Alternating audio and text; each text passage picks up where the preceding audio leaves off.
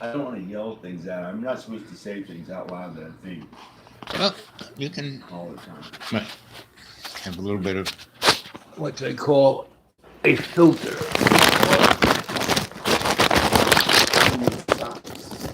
Cool socks. Cool socks. Come on, Not very baby. nice. Cool socks. No, not that that stuff matters that much. You got it. I really messed up. I said all this stuff out loud. Are you filming? Yeah. Got it. How's it going? It's Jimmy.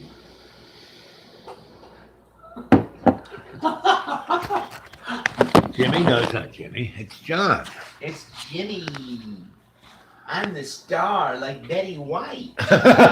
Betty White. I'm the star, like Betty White.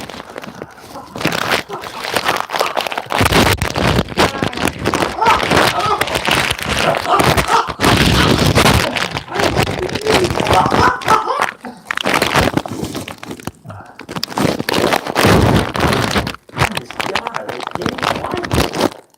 But I'm 90. I'm not 90. I'm not 90. I'm not about to die. You're not Betty White. Yeah, I'm a man. A manly man. A man. So yeah, we're gonna do a video together, Man. and it's gonna be about fame, and I'm gonna talk about all the different famous people and the dynamic of fame and what's fame about. What's fame about, John? Fame. Yeah, what's it about? I wanna live forever. 1984. Hit the top. Hit the top. Hit the top.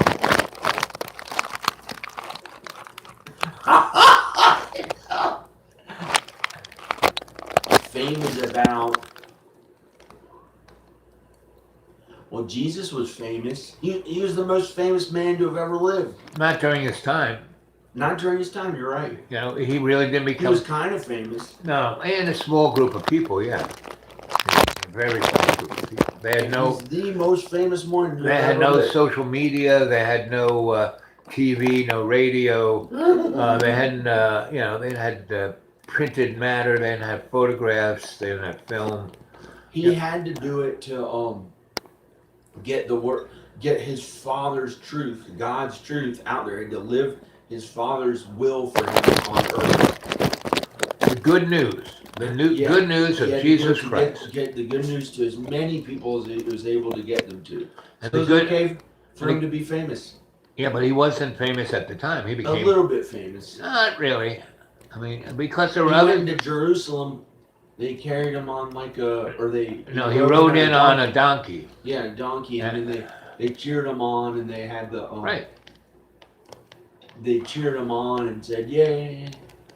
Well, the rabbis wanted A crowd followed him. they wanted a rock star. They thought he was going to be their rock star. But when he And then threw when- the money changers out of the temple, that's when they said, Yeah. no, this guy. When he said the law, which was the Old Testament, was kind of wrong, they didn't like They that. didn't like that. When he said there was this new way that he knew that was better, and he was really God's son, they didn't know what to think, and they were against him. They thought they were the experts, Yeah. but they weren't righteous at all. No, They went to the lake. They're on the way to the lake of fire. I don't know about that, but they had issues. Let's say. You know, they had issues. You want to film you? No. Talking about your- No. So, you know, when you put the camera on me, you'll be filming me. But right now, we're talking about fame and what you think fame is. You know? Fame is when when a bunch of people in society recognize you and know who you are. Right?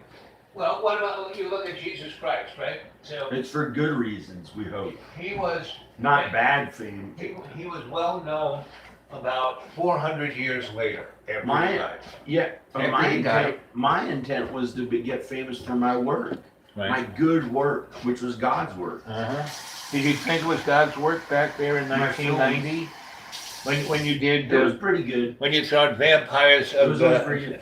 Vagabonds, was that God's work? Yeah, that was it. It had a kind of horror scene in it. A kind of horror scene in it, but they ate meat.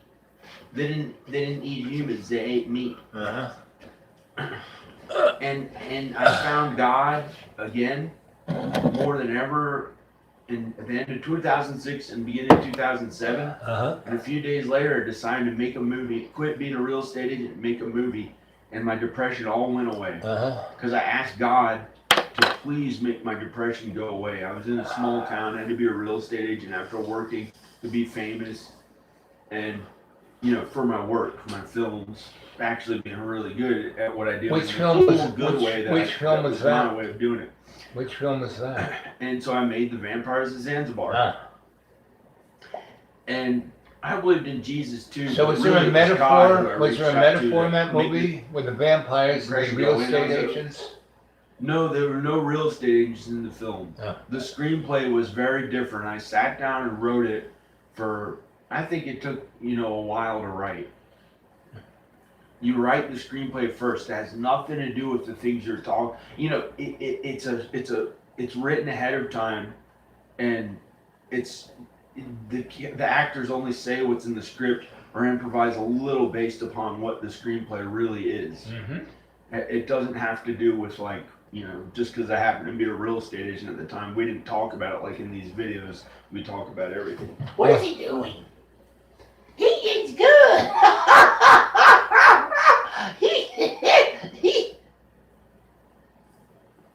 No, he's trying to scratch my shoulder. He is good. He is a good cat. Ah. He's a good cat. He didn't like it for No. some reason because I guess he was in here. He wasn't used to it, but he still came back to me. He is good. He is good. Yeah, he's 6 or about to turn 7. I think they're both about to turn 7. So they're like young adults. Oh, I don't know. Oh, they're Like dogs are for every year there's 7 years. How many years is it for cats? 30 something. Every year's 30 something? Yeah. Really? Or maybe the oldest 42. They're like 38. So 7 times 30 is 210. So he's 210 in cat No, age. he's 7 years old. Oh, okay. He's 7 years old. Okay. He's a cat. He's not like my children. Some people think they have a special animal that means so much to them and they never had kids and it's like a child. Uh-huh. But when that animal dies, they can get a new animal and often it's okay again. Right. And it's different from real children or people who are special. Right.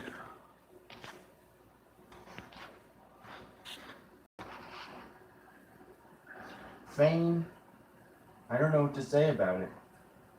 I was kind of made fun of a little bit growing up, or looked down on, or kept in. So did that make silence. you famous?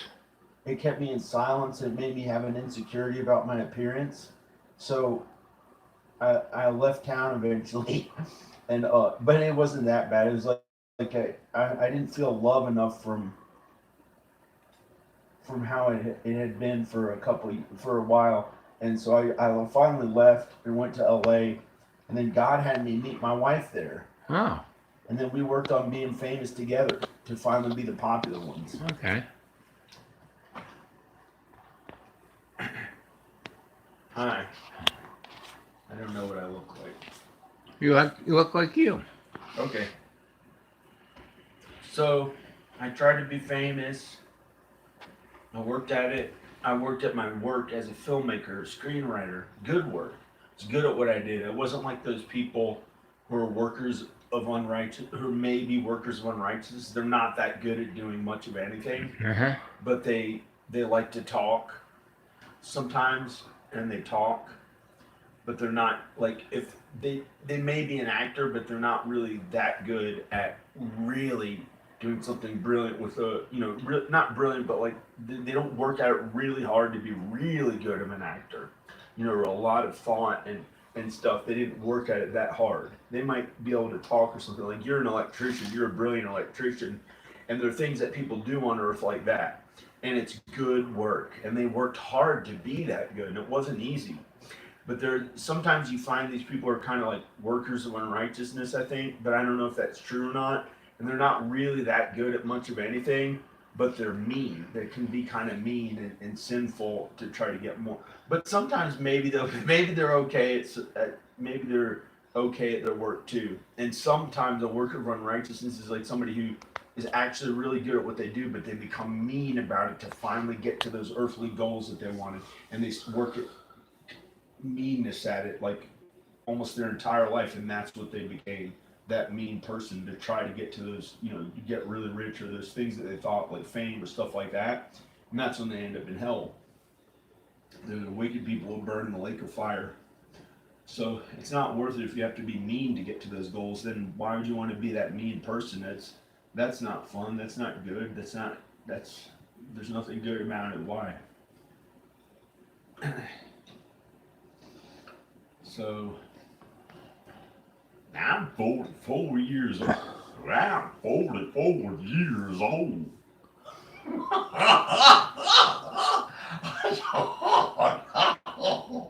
I'm sorry. To you, that doesn't sound good, but there are people who are like 20 years old and they think that's old. 44 ain't old. I was still a spring chicken at 44.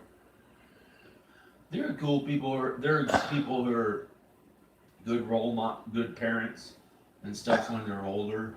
Yeah, my parents, they had a sweet spot between 80 and 100 when they were still in pretty you're a good shape. Person. Yeah, I appreciate that, And John. you're a little older. Yeah, just a little older, 72. You're not even 72. Well, I will be soon. I will be. You're right. I'm not quite 72. I'm in my 72nd year, though. So, I worked at being known for my work.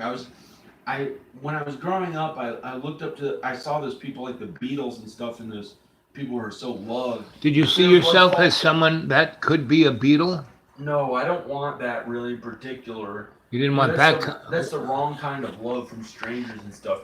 And you really get that from God and Jesus and the people in your life. Then why did you want to be famous, an A-lister? I thought finally I'd feel that much love. Okay. Yeah, that makes sense. But those people they're kind of false idols. In some ways, in many ways, they're kind of false idols. Pretty much. They make people think they can be that way one day, and then some people turn their back on their loved ones, their family, to try to pursue that fame. Some of them become mean about it to try to get it, and then you look back at some of those people who are famous, and of all the things they could have made their work about and their fame about, it's like, well, it's kind of scary, like the type of work they do. All the famous people I knew, they weren't that way. They were really nice, and they were basically. But some horror stuff, people they might get into, who do horror might get into heaven, like maybe George Romero or somebody might get into heaven. I mean, Stanley Kubrick. I mean, he was the sweetest, nicest, kindest guy you could think of. I mean, the way he treated his family, his kids, he was like, that was the number one thing. Well, I'm gonna go. I'm here. You want get a coat. Bring whatever camera. I mean, I think your phone. If you put your phone right here. The heat on. Okay. I'm gonna go. I'm gonna get a coat, and you can. Okay. I'm all covered up. I'm good. I finally ate a bunch of food. I was trying to lose weight. I had no food till like. Until you ate a loaf of bread. 1 or 2 p.m. Then I had tons of food, but I feel okay. Right. I work on my health. I work out and stuff. I do okay. But no one ever really says, "Wow, you really do an okay job for your age" or something like that. There's no one there. My wife is not there every day. I tell you that you're doing good, John. I constantly support you. Well, thanks. Right. It's difficult for me to acknowledge. My presence here is a true manifestation of my support for you. Yeah, like you look skinny. Yeah, because I am. Okay. You know, compared to that picture you showed for the Christmas You special, look about 40 pounds less. I'm 100 pounds less than that No, photograph. you were wearing big clothes. No, I was actually 100 pounds less today. But I don't feel it's like Yes? all the love I really would have asked for Uh-huh. was from my wife and kids, who was like, that was really the best. And I finally felt confident about my appearance. Right. Love for every inch of my body for who I was with Right. my wife. And my kids, they loved me. They didn't care how I looked. And it was okay. And I could be myself. And I could be 100% myself, or 1,000%. I could say whatever I felt, and I was never mean to them. Uh-huh. And that was really amazing when I finally had my wife and kids. And then that was taken away from me. And so I've had to go to other people like my parents more. And I still was kind of nice. You know, I was like, I honored my parents as best before that. But then once I was on my own without my wife and kids, and I'm not on my own because I still have these people in my life, I didn't really respect the other people in my life who were there for me when Danica Left stopped you. showing me the love. Right. And she just kind of turned her back on me and took the kids. Right. And so then the other people, I didn't feel that real, like, tons of love and acceptance that I had for my wife and kids at one time, where I could really be myself, act however I feel, and say, what is this? Or are you trying to do this like a monkey's hand? Come on, man. So you hand. What? And you know, it was like I could be that way almost all the time around my wife and kids, but I could kind of be that way around other people like Taza, my sister. You're that way around me, John. I never judge you. Yeah. I never tell you to act a certain way. You know. But it was never quite the same as Your parents are very supportive. They don't really get in your face about anything. Well, it's not the same as when I had my wife and kids. That was like Well, really that's special. true. That's your wife But and kids. It's about 20% of the love I had from all the other people as when I was with my wife and my kids. I could really be myself. I could really be myself. Okay. So I think that's how it is, but I'm not sure. I don't know. I'm pretty sure that's it. It's Okay. about 20% of what it was, the love and acceptance from others. So I haven't really acknowledged as much, but it's something, and I don't want to lose that, because then I can imagine, you know, who would you have left if you turn your back on those few people you have Right. left? You know, my parents really are the most Supportive. and then They are. You're my best friend, and other people like Taza, Krista, Your sisters. yeah. We're all very supportive of you, John. We all love you. Hey. So you gonna go get your camera? Shall we do this? Okay. Okay. Are you gonna shoot your? I think your phone is good enough. Just put the phone right here, and we'll go from that. It'd be a lot easier. I think I have a warm shirt right here. Okay.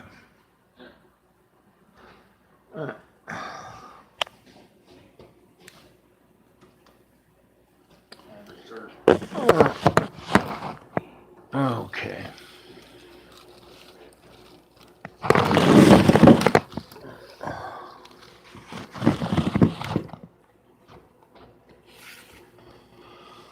Well, good day, good morning, good evening, good afternoon, and welcome to Dreamy Dreamland with Sensei Bob. I am your griot, your sensei, and this is a little evening rapport, raspate after dinner. I made a very nice little vegan meal.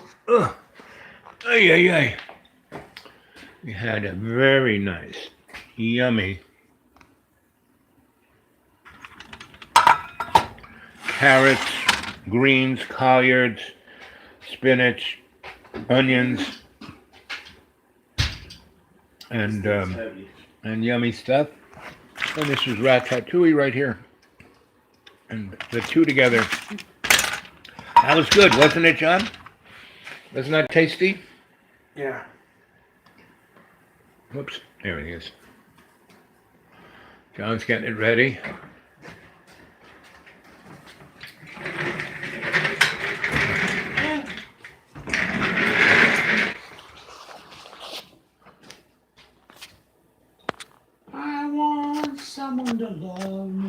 Whole night through. The whole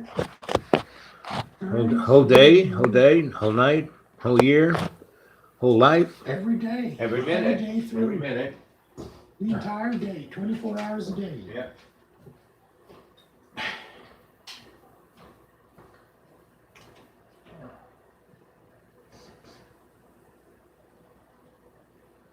This is a good DSLR.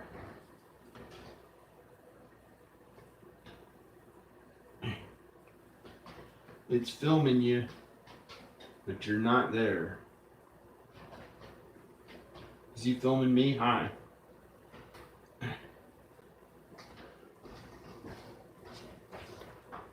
Yeah. It's filming, but this light is biased. Hi. I think that's better. I have to check from that angle. I don't know. Hi.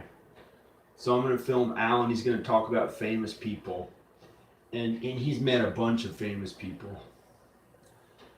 Al has met Salvador Dali. He worked with Salvador Dali. And I want to do one video, unless he talks about Salvador Dali a bunch in this.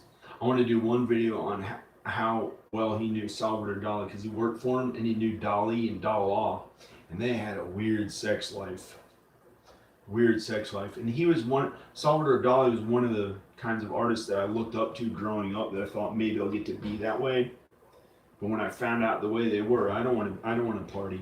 I don't want that fornication. I know it's bad. It'd be awful, for John, his wife, the things his wife did too. John, should we bring in the umbrella light to balance off the color temperature a little bit, or is No, it's good. it's good? Yeah. Okay. I am going to get into character and I can kind of.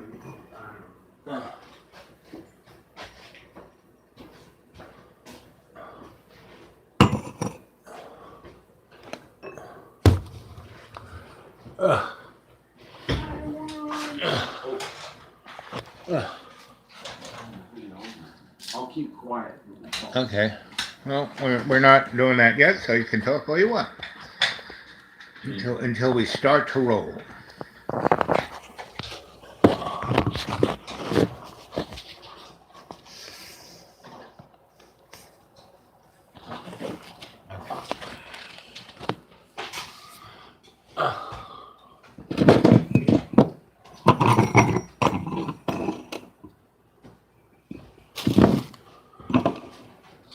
Do you not like that light? I'll turn it off if you don't like it. No, I like it.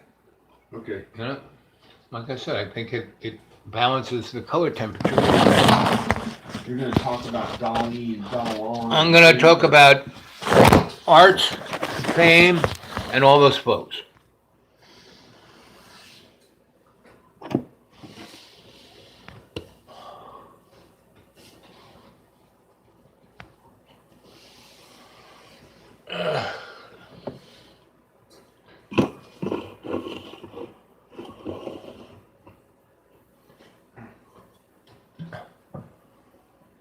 You've never had alcoholism or anything like that, right?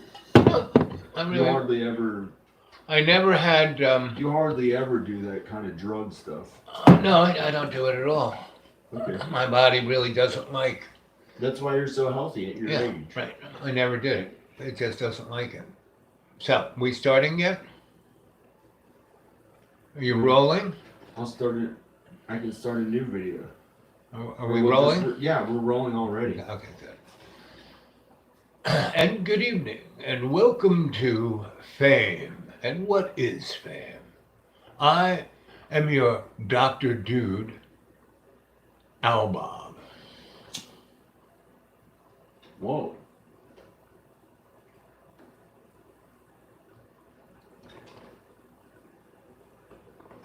Oh, Slick Willie. You got it tight, going tight. Sorry. Going tight. Going tight, me smoking a cigar. I mean, like really tight. This is as close as I'll go. Okay. good evening, and welcome to Fame, our series on what it is.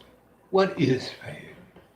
I am your griot, the doctor, the dude, Sensei Bob, and welcome to Fame. Fame is a reflection of the artist in the first person. And who is the artist in the first person? Well, originally, it was that caveman who was driven to make that image on the cave wall. Why did he do that? As Plato said, it was a reflection of the life that he wasn't living. And all art is that striving to express that feeling of what it is to be conscious. Now, is it like, what's his name said, I think, therefore I am?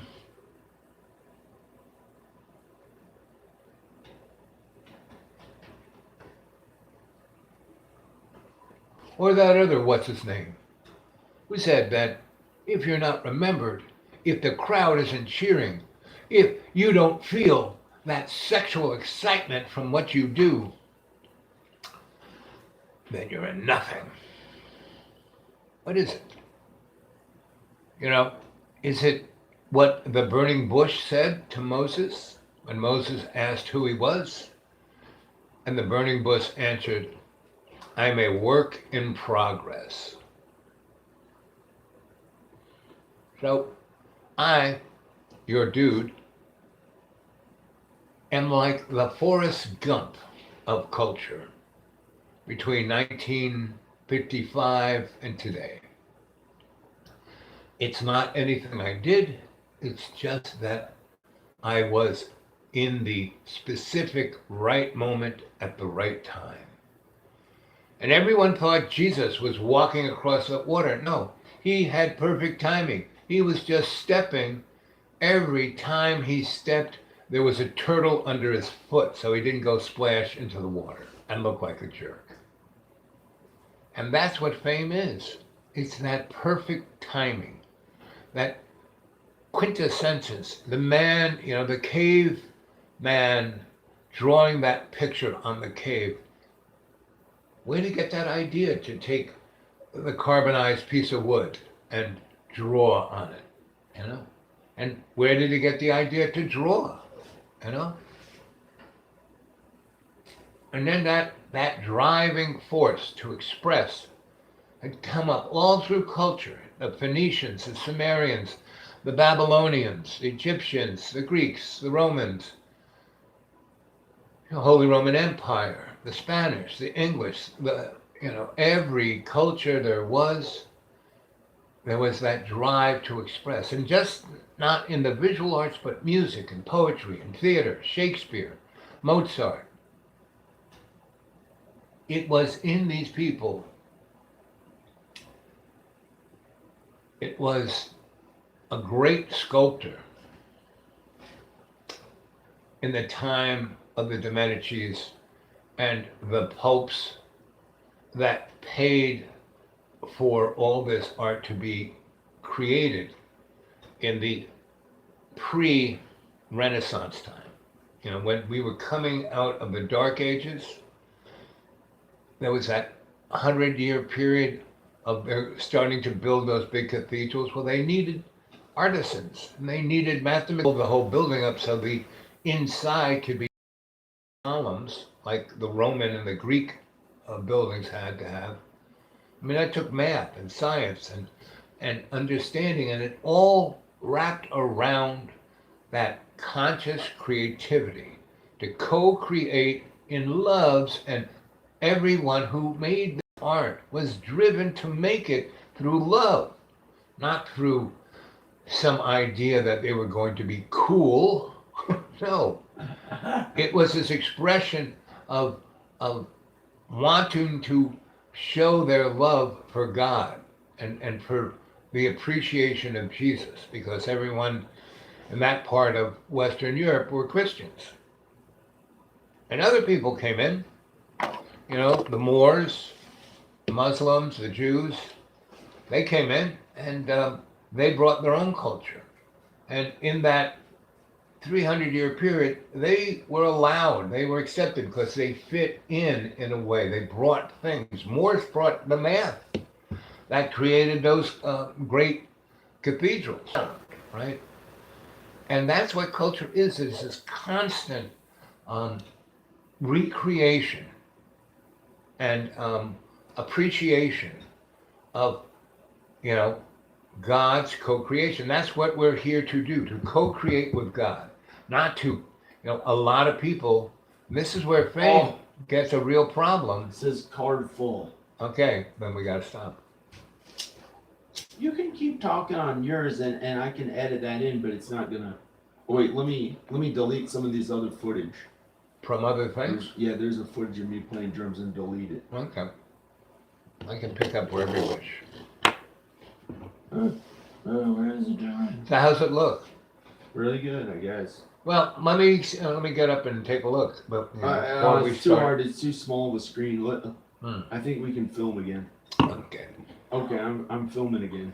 Does this camera hook up to the Wi-Fi? Gosh, it says card full. Do you have another I card? deleted. Do you have another shot. card? Yeah, right upstairs. Well, go get another card. Yeah, lock things off. Turn the camera Let's off. see if I can delete all the shots it was trying to do. Okay.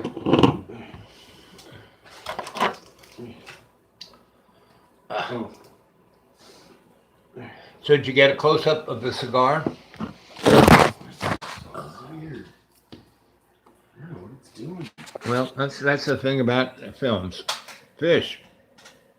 I put a sign instead of an O or A. Okay. At fish. Okay, thank you. Welcome. Okay, And you're welcome. Okay. I'll be right back. Okay. Oh, the people have been commenting. John. Hello, Bob. Tracy. Bobish is blocked by Matt Loss. Can you unblock her? I'll try. I mean, it took me, you know, I can't. I have to get John to do it again. But Tracy, virtually 90% of everybody, basically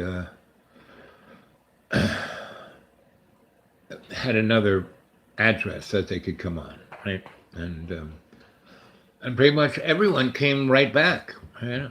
Meaning the people who were, that it blocked everyone. There was only about, 6 to 10 people on, and about 8 or 9 kind of came back. And then there were 3 or 4 people who John and I, put our 2 heads together and made 3/4 of a brain. And we brought 3 back, but we didn't see anybody else blocked. I mean, that was, we unblocked everyone that we saw blocked. So, I mean, I don't understand any of this. And like I said, if they could just, get another IP address and come in, and a lot, virtually everybody else had one. I mean, after it did that, and I, got rid of this and then blocked him and then came back, pretty much 90% of everyone who was on came back because they had another IP address, right? I think that's what they call it. And, maybe I need to talk to some of you off camera, off the chat, and I might, find one of you who wants to be the, or you could share, quite frankly, there's a doctor in the house. What we got going on here. Well, John's making a film, and I started this as like the movie of the making of the film of the Dr. Dude, Sensei Al Bob, making a kind of like a PBS special about fame, right? Because John wanted me to, tell stories about famous people. And I'm trying to talk about, you know, what fame is, and then I will exemplify that by the famous people. And John's shooting it with big fancy, big fancy movie camera. So he's gonna. That's not up on a live chat, but he's gonna edit it because that's really what John does best. John makes movies. He edits. I mean, he's really a great editor. That's really, and a good example. John, is the Christmas special still up on your channel, or did you take it down? It's still I'm up. not taking it down. Okay, good. So the Unless Christmas. they take it down or something. Right. Or No. unless I had to. Well, for some no reason, one's I no don't know one. why. No one's going to take that down. So you should go and watch the Christmas special. And so John took a couple of things that we did, like 4 or 5 years ago. When did we do that? 4 years ago? Yeah, it's weird. Yeah, I don't know why. No, I think 4 or 5 years ago. Yeah. Right. So anyway, so he did that, and then he took something else that he did like 3 years ago, and then he edited it together. And so the snowflake thing, that was a few years later. It wasn't around the same time, because the thing we did down the basement was part of was at the time when we did the Donald Trump video, and that's still up there, right? You still have that in your library, right? The Donald, yeah. I mean, that's another good one. I mean, he shot it on that camera, and here, I'll show you. There, so there he is. Hi. It's filming. So we have enough of a card that'll last a while, right? It's a card that you won't have to do this again. It films for 12 minutes because it's a DSLR. Okay. So we're going to do it like in 12-minute slices. And then I'll Right. edit it. Okay. It's not a slice on the skin. Right. Okay, so here we go. So you're in tight on the cigar. We'll start. This is a good place to cut back to. I'll be smoking a cigar, okay? Oh, I put the wrong end of the cigar in my mouth. Those are pretty good. I can take the smell of that. It smells good.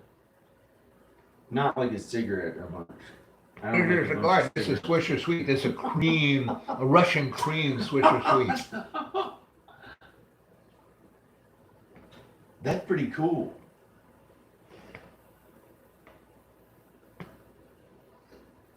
This is pretty good. Good evening, and welcome to Fame. What's it about? Why are people driven to be famous? Is it a compunction? Is it a kind of neuroses? Or is it just something that happens? Do you just become famous? Because many people, like the Beatles, they weren't rich. They were actually from the lower class of where they came from. And their music, when they came together, when John and Paul together, they were like high school buddies, and they had like a garage band. And they had a couple of other people in their band. And then when, the best musician they next had was George Harrison. Oh, because he was around New York. Yeah, for a good 15 years. And he was not being famous. I mean, he walked around, and that was the beauty of New York City. It was such a big city, and every 3 blocks was like a different planet. That's why I love living there, because I would be in one place, and if I got tired of the people or the things, like I lived on Spring and Mulberry, and that was totally mobster. That was like, and there were 2 different Little Italies. There was the East Side Little Italy, three mobsters. There's the East Side that went up from Canal Street up to 16th Street, and Spring cut across it. And Spring was Mike Finelli's territory from that street. I think it was Mulberry, from Mulberry over to the West Side, McDougal, and then that was the other Little Italy, from West Broadway to McDougal, and then 6th Avenue, Father Fagan Square, and then up to NYU. So there were 3 mobster Little Italies just in the Lower East Side. And then there was a mobster Little Italy in Red Hook, and Bay Ridge, and in Staten Island, and the South Bronx, and over in New Jersey. And it was interesting because the mobsters were famous. I mean, yeah, they were doing illegal things, but they weren't. They bought up all the politicians, and but they were famous in their own right, in their own culture, right? And fame does not particularly um, revolve around music or visual arts or poetry or literature or theater or any of the above. Fame comes from the passion of the individual, like I was saying, the artist in the first person, that caveman. And everyone I ever met who was famous, they did not do it for fame. They did it because they had to. Every artist I knew made art because they had to. They couldn't stop making it, right? They couldn't stop playing the guitar. They couldn't stop writing songs. And that was John Lennon. I mean, even when he was a house father, Yoko Ono is the famous one for that 10 years, when they had Sean. And he reveled in the fact he could go all over New York and no one noticed him. I mean, I met John Lennon in in New York City. They had pharmacies, but they weren't just pharmacies. They would have the soda fountain. It was like the old day where they had to Add cherry to the Coke or something. yeah, exactly. But they also had breakfast and they had cheeseburgers and they had everything up to like you could go there and eat something and it was pretty good, right? But there was also over there where you could buy all the aspirin and Band-Aids and stuff, and the pharmacist was there, and it was like if you ever saw It's a Wonderful Life. And New York City, in a lot of ways, was like Bedford Falls during the summertime, even the wintertime. It was like Bedford Falls, and it's like Wonderful Life, um, and every little neighborhood was like Bedford Falls. And in every little neighborhood, there was somebody who was famous, not like on People magazine or in the television, but in their little neighborhood, they were famous. And that was the beauty of New York City. And then if their fame like broke out from that little neighborhood, if they went to the Apollo and did an amazing performance, their fame kind of grew. That was all of the black artists from the 1890s up through the 1960s. The Apollo was one of those places where you could break out. And Soho, so these neighborhoods that kind of burgeoned because of time, space, economics, that was Soho. Soho was a, factory place from back in the day when New York, everything below 16th Street was New York City, and everything above 16th Street back in the day when New York City was New Amsterdam, when it was Dutch, right? And so everyone basically was famous in their own right because of their own internal passion. And that's what fame is. It isn't being an A-lister, it isn't being rich, it isn't being powerful. Those are things that just seem to happen on the side. Yeah, after you work at it long enough, you know that's something real, and it kind of changes to different things. When I first started, I wanted to do emotional music that really made people cry and sad and feel a longing feeling of love. And that was my motivation. When I went out to LA and started working at filmmaking, the genre emo started. What's After I went to emo? LA for filmmaking. What is emo? And that was my purpose in my work, was to make people sad and have emotion. Right. Emotional contact. Yeah, and stuff like that. And then I didn't know I'd be in front of camera until later. So what is the mechanism for that emotional connection? The mechanism? Right, the mechanism. What And makes for me, it was the melodies, the original melodies that I created on guitar. okay? And music. That is a element, but the thing that makes the hook. What is the hook? That's something different. That's in screenwriting. To hook an audience, it's just something I learned in screenwriting. But don't you hook someone in music? You know, when you I make. don't know. It's not like a trick or anything. I wanted them to feel emotion. Like I listened to bands that made me sad and like a longing for a time gone. Or What something bands like, were those? I don't know if I should say because Sure. I don't really listen to them as much now. But what? Okay, talk about Well, okay, what they Jane's were Addiction. when you felt When I that was emotion. younger, Jane's Addiction, Nirvana, stuff like that. So what was the thing that And you identified in that?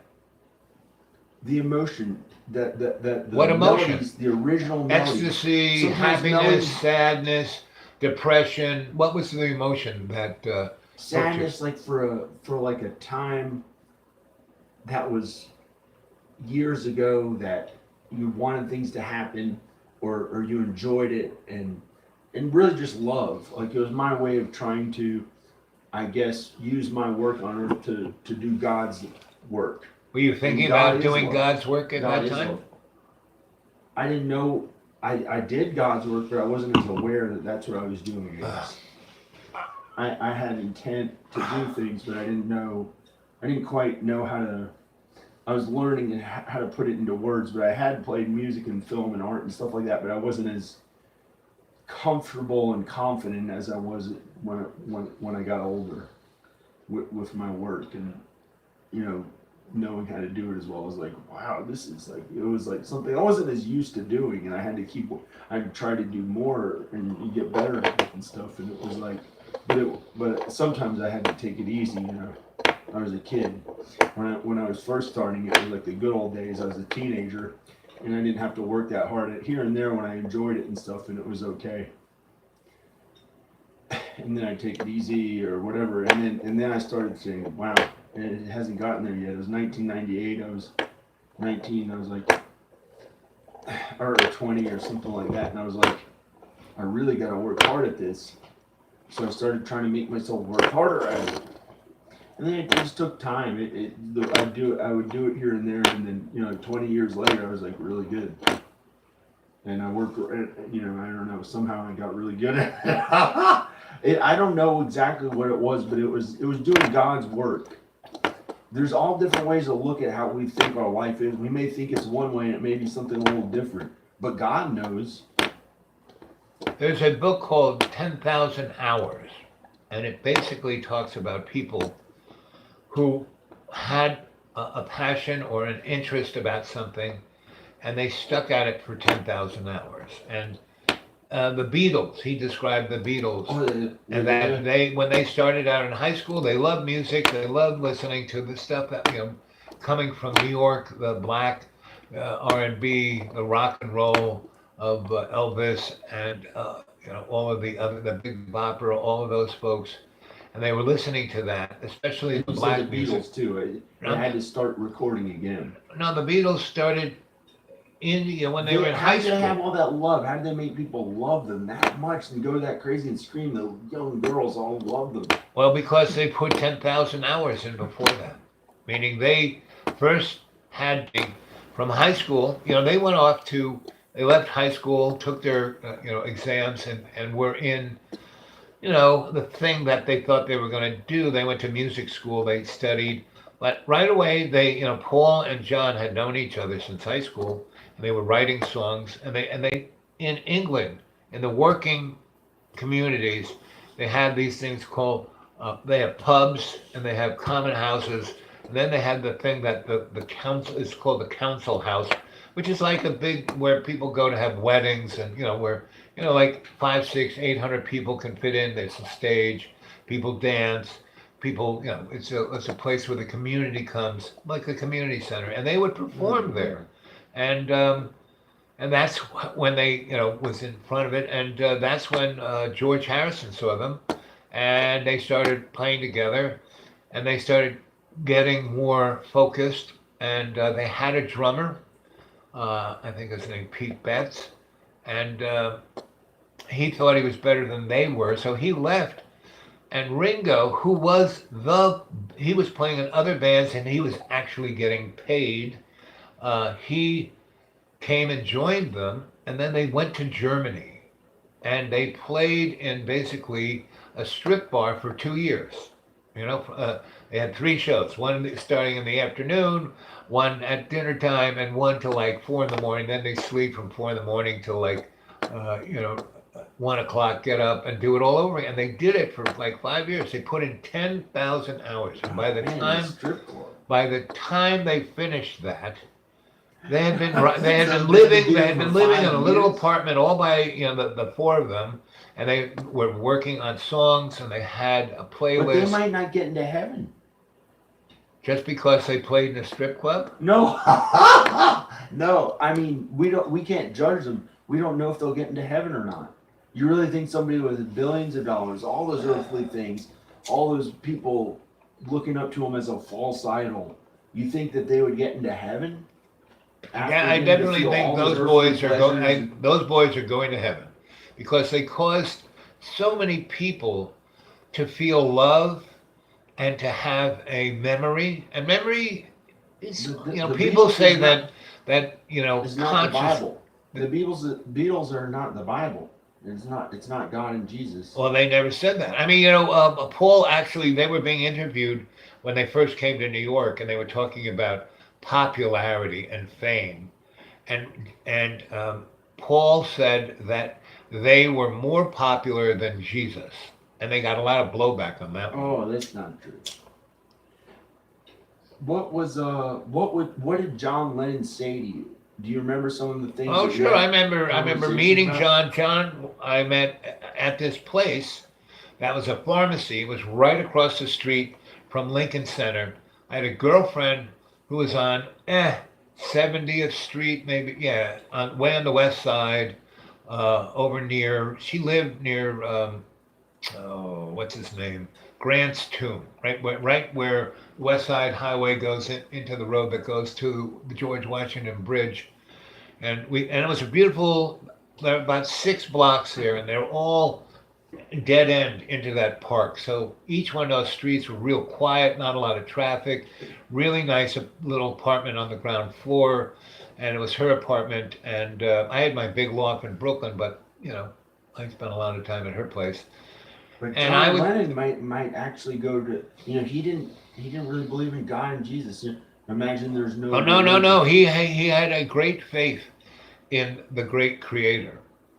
And he thought the great creator was love, not some dogmatic, bureaucratic, religious, moneyed, banking element like the Catholic. The Bible is what it's about. That's a real religion. It tells you what everything is. Well, it's a book, Not John. false idols. It's a book, I mean, John, there are lots of books that say the same thing the Bible says. And there are a lot of books, the Bible was based on the Old Testament, Not right? really. That's the Well, only the book Old that says Testament, that. the Old Testament, John, is the Torah. The New Testament. The Old Testament was written, The Bible. you I know. was talking about the Bible. Well, the Old Testament is the Bible. The New Testament, the Bible isn't just the New Testament. 3/4 of the Bible is the Old Testament. Yeah. The New Testament. But there's only one Bible, the Bible. Yes, and that is And the that's Old reality. Testament and the New Testament. That's reality as we know it. John Lennon, we don't know where he's going to go on Judgment Day. We don't know. We really don't know. That's reality. That's how it is. He might have gotten to live it up for a few years and be a false idol and been a really good musician and maybe even get into heaven, but I don't know. And he made a giant song convincing others imagine there's no religion. Well, he wrote a song called Imagine, right? And he was taught. We can't judge him. He might make it to heaven. John, we're all the real deal about heaven. Sorry. The I'm real not deal acting is better. we're I'm not all acting better going to heaven, John. No one is going to be in the lake of fire because This is John Lennon. No, Fuck you. Give me a coffee. And matter of fact, give me a pack of cigarettes. Get out of here. kid. he didn't say that. Oh. I didn't know he was John Lennon. I didn't know he was John Lennon. We had breakfast together. We had breakfast in the same this pharmacy right across from Lincoln Center, and my girlfriend lived down the street. This was the best place to have breakfast because all the rest of the restaurants were Do fancy. you and remember what schmancy. he said? Yes, I do. Oh, sorry. The first words he said to me, hey, can I have that section of the New York Times? That was the first thing he said. We're sitting at this counter. His little kid was in a stroller. We're both eating Whoa, breakfast. Julian or one of them? Yeah, no. Not Sean, them. Sean, I'm not a racist. Sean. Oh, What are you erasing? I'm not a racist. I said one of them, but I like Asian people. But Yoko Ono was like not that great of a singer. She was a great artist. That's what she was. She never said she was one of the. She never said she was a great singer. She just did things with John as She like. sounded like this.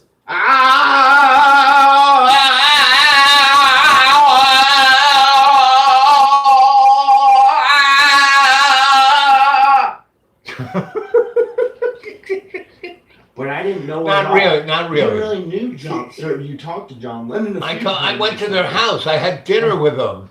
Wow. I didn't know he was John Lennon until I went to their apartment Oh, and met And you were Yoko Ono. Because I knew her. I knew who she was. She was in the New York art scene. She was it.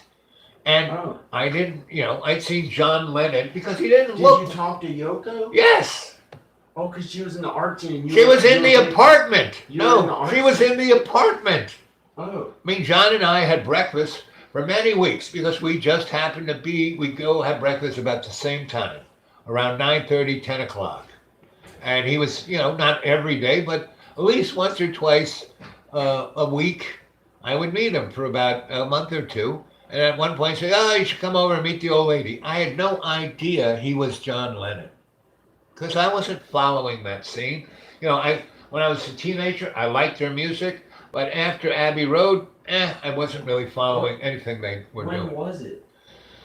Oh, that had to be, when was that? In the 80s, before he got shot. Before, like that, 2 years before he got shot. Oh. So. Cool. Oh, wow, that's amazing. But Was he a that's good New York. person? New York is Was this he little. good? Was he kind to you? Yeah, I mean, we had breakfast. I didn't know he was John Lennon. We talked about all kinds of things. You name it, we talked about it. But in short little periods, we'd spend maybe half an hour to an hour having breakfast. I mean, I had an electric business, Oh, and I was the Yeah. boss. I didn't need to show up at a specific time. I just had to show up to make Yeah. sure people weren't screwing up. But they knew what they were doing. At the end of the day, we would lay out what we were going to do the next day. They would get there, start it. I didn't have to be there. I didn't have to look over their shoulders. And that's why all those people who worked for me did such a great job because I just let them do it. I wasn't micromanaging anything. We What about communicated John, well. What about John Belushi? John Belushi, I What knew was John that story? Belushi. You said he was. Him and Dan Aykroyd lived in a loft off of Duane Street, right? He was heavier, and then No, he was a few days later. his right. skin- He would look like a bum. He would come out there with stubble and clothes that had, like me, had pieces of food all over him, and he would be chunky and tubby, and he'd be eating a pizza or from last night, or a crulla that he'd taken out of the garden. Oh, look at that! He'd eat that. But sometimes he would come out of the same building, buffed up, wearing an Armani suit, getting into a limousine, and he was like, "Yo, that guy looks good," right? And he was skinny. Yeah. Meaning his weight had nothing to do with how he looked. I mean, he weighed whatever he weighed. But did he do cocaine and stuff like for a few days, and then all of a sudden he No. lost, like, 25 pounds? I mean, he really, 20 pounds. no. These guys, it depended on what year it was, because No. when they were like, he and Dan Aykroyd, they loved the blues. There was a place off of Chambers Street and Varick that was called the Raccoon Lounge. And we, because there were no places to hang out when the first people in Tribeca was like me and a few other people. Was had- there a transhuman that you met that was a part raccoon that was like lived in the like in the woods. Yeah, no, what that was, now down, the real transhuman people were down in the bowels of New York. They were called the Mole people. There were like 300,000 people Oh shit! who never came up above the ground. Oh shit! Meaning there were a number of places like there was a place in Central Park that you could get I'm underground, getting in here. right? And I was scared. Okay, but let's talk about the real stuff. They were just people who were in the dark a bunch. no, they were pretty amazing. If you ever read The Invisible Man by Ellison, he's a black guy, and the Invisible Man is a metaphor for how the white matriarchal and patriarchal society looks at black people, like they're invisible, right? And it's not just black folk who represent that invisible entity, it's someone who thinks that they're important, look at everybody else. So everyone is a nigger, No. Not nigger doesn't mean anything about black skin. If you look it up in ancient English text, nigger means a stupid person, not a black person, a stupid person, right? And there are a lot. No, a stupid person. There's stupid black people, stupid yellow people, stupid white people, green. And the other thing, color is irrelevant because there's only one species, Homo sapiens sapien. It's like dogs. There's a Chihuahua, a Great Dane, a Whippet, a Labrador. Those are breeds, but they're all dogs. So humans, we are just humans. Like I'm an African American that's melanin challenged, So anyone who's an artist understands this. They are the aboriginal in the first person, right? And so all the artists I've ever met who were Andy Warhol, Salvatore Dali, Julian Price, they're all artists. Yoko Ono is one of the most amazing, one of the most amazing. She's still alive, I think. Yeah. And she was one of the most amazing artists. But her music is not that She's good. not a musician. She's actually a performance artist, and she's a visual artist. I mean, her art, not like acting. You talked to her? Yes, about aesthetics. Yes, yes. She did a show at the Tabla Museum here. That was just here. The Tabla Museum. Yeah, she was here like Yoko Ono? 5, 6, 8 years ago. Yes. Oh, cool. And the guy who built this house had a show there. At the George Tabla. Solanovich.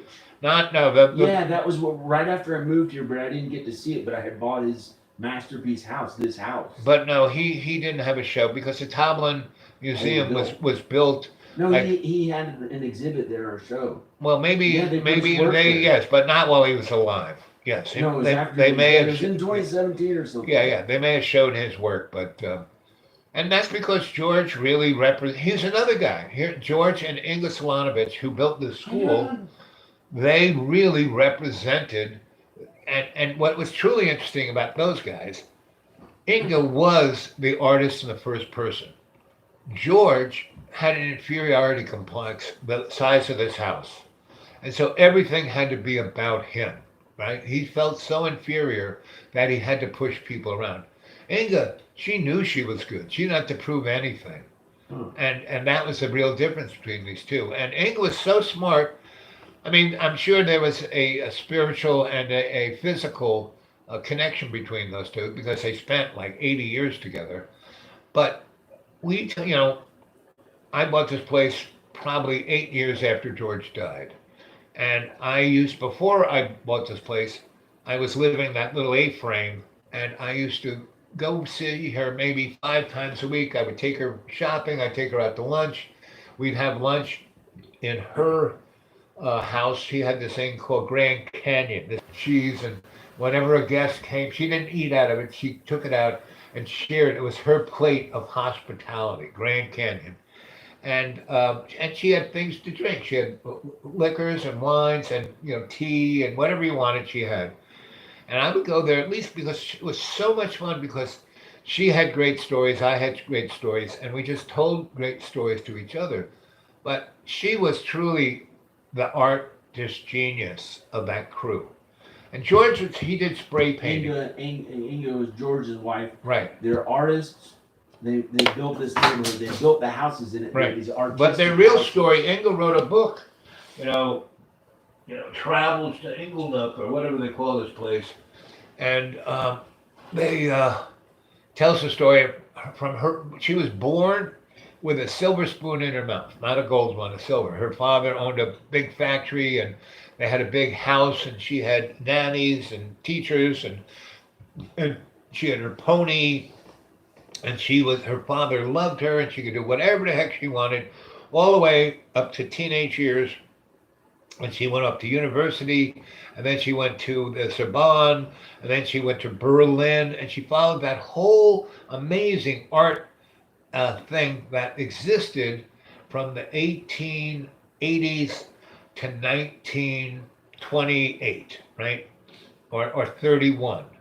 And and then the Depression happened, and whenever anything really bad happens, it really spikes art. Like in New York City, the thing that made the renaissance of the Soho Tribeca, all of that, Lower East Side, West Bath, all of that stuff, the West Village, Greenwich Village, it was all, the Depression started in 29 and kept going. Different people did, like in the 50s, 60s, there's certain groups that did pretty good, but other people still were hurting. And then in 1970, the oil embargo happened, and what that did was change the worldwide economics, right? And basically pegged everything to oil. And why the dollar became the petrodollars, because up until that time, before the Mideast really took over, the United States produced more oil than any place else. Texas and all of those western states, California, were producing the majority of the world's oil. And then after World War II, the Mideast came in. And in 1970, it kind of changed, right? Oh, and now it's gonna be you think Elon Musk is gonna change all the cars? Yeah, and that's the first car that ever was made was an electric car. First car that went How over. does that fit into a lot of art and stuff being created? Because every time there is like, what do you think will happen now, or already happened?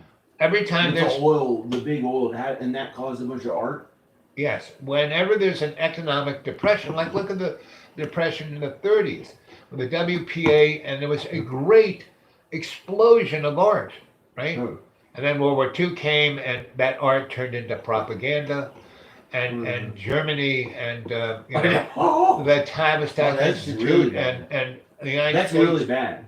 Oh, and then when World War II happened, Inga and George, who built this neighborhood and this house with it, which is an art school, then they had to. They were on the road.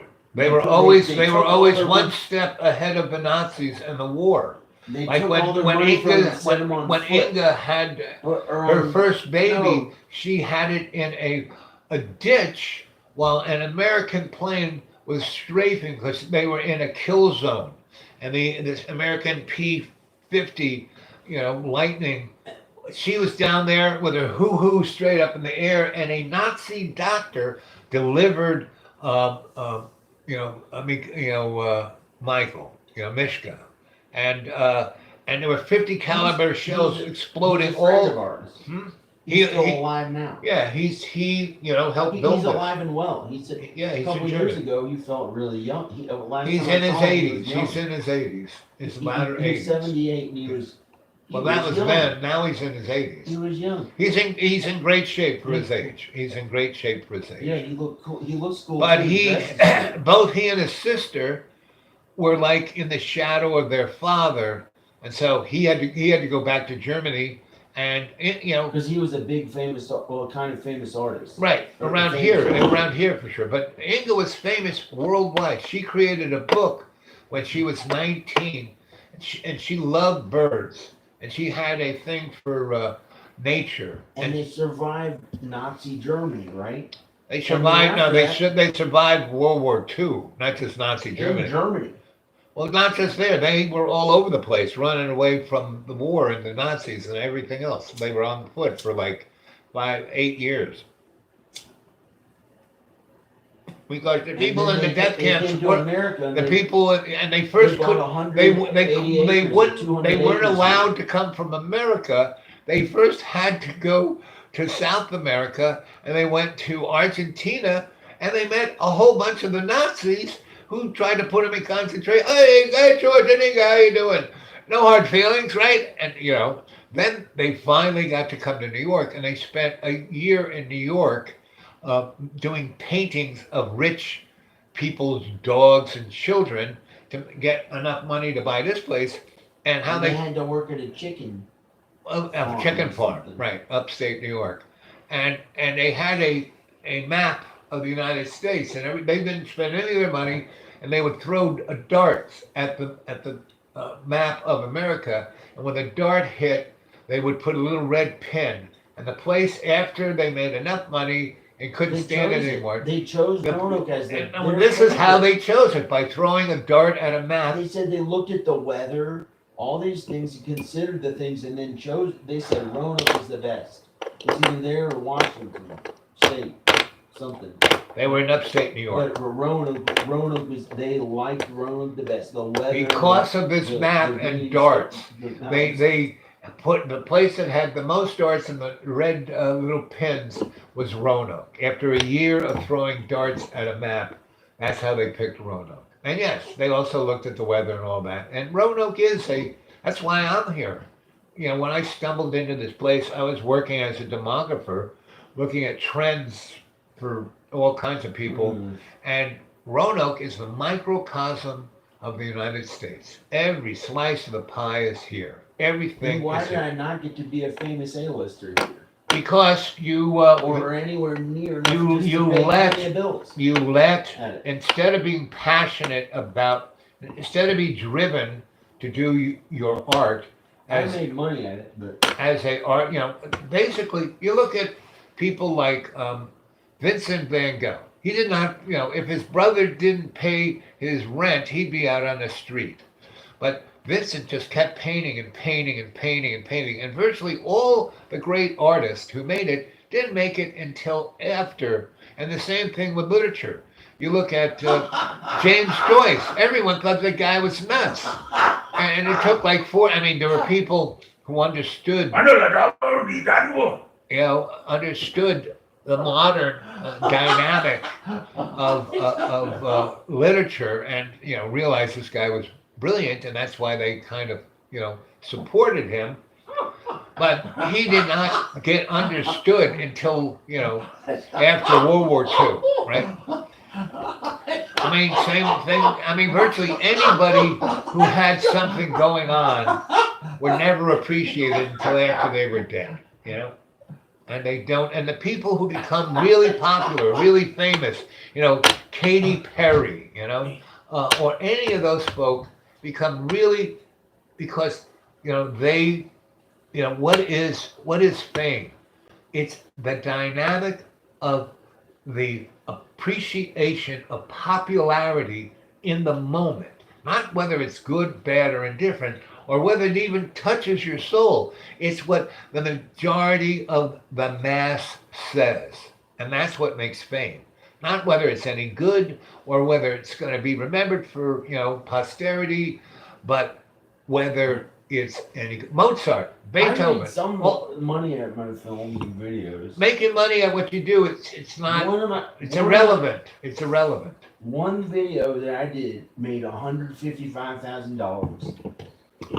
One video got 63 million views and 4 million on my channel. But that was the biggest video we ever did. The biggest money we ever got from any one thing at film and art. And that was Ronald Ronald McDonald. That was the famous thing. It was the biggest Ronald McDonald video from 2016 to 2020. And that right there, folks, is exactly my point.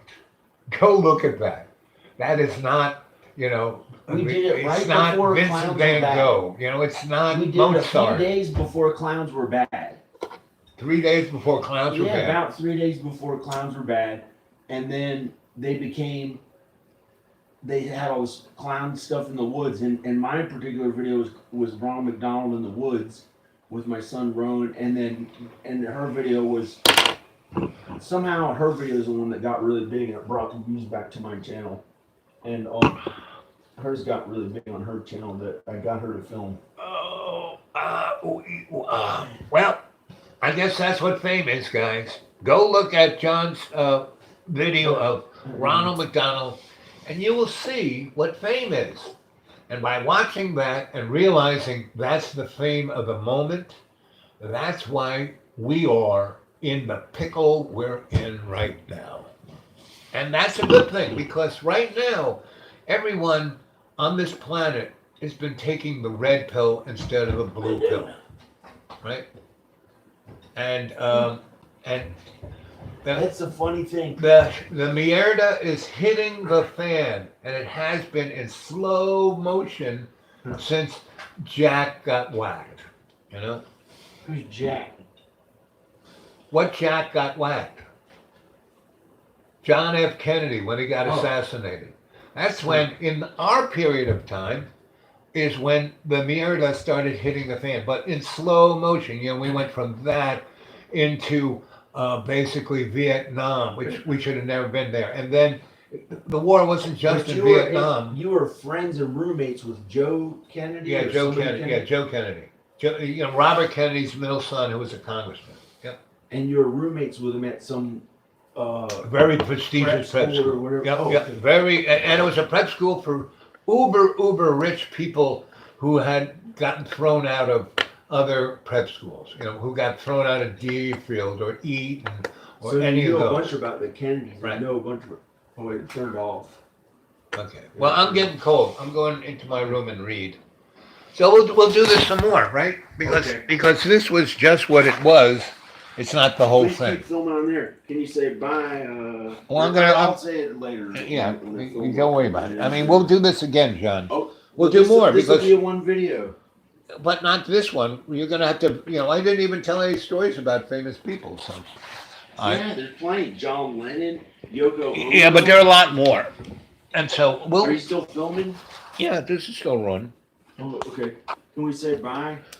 Well, I'm not saying bye. I got to go in there and talk a little bit, and then I'm going to turn it off. Right. You can say bye. You want to say goodbye? Go ahead. It's heavy. Go say bye. Bye. It's Ronald McDonald Birmingham. No, it's John Birmingham. Right. I just happened to film that. It took a couple days work, a day work, and it happened to go huge. Yep. And my films that I worked years on each film, Didn't really go huge. you know, didn't. Well, they got something. I got some. Okay. I'll see you in the morning, bud. They made And you know, you can hit any of that food whenever you want it. It's right there. Okay. And that's good stuff. After watching you Well, you know, that cigar in my yeah. Okay, bye. Bye. Okay. I was getting cold there. So, there's 5 weeks left. What do you think of that? Let's see. Okay. Mr. Russian, you're going away.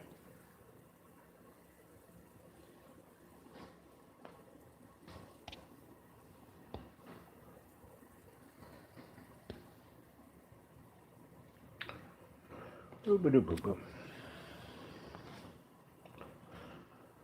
Ba-doop-boop-boop.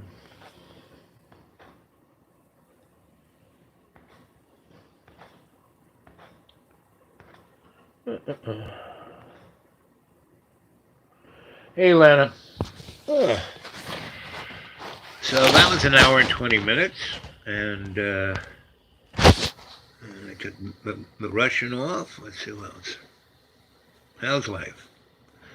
Hanging in there. Like a cat poster. Yep. Same. Same old same. Is it wrong if I wish that cigarette Bob is smoking is weeding things so he can relax? No, it's not. I wish it was weed, But this is a cigar, not a cigarette. Cigar. It's a fisherman. It's a Fisher Sweets. So it's a tasty little thing.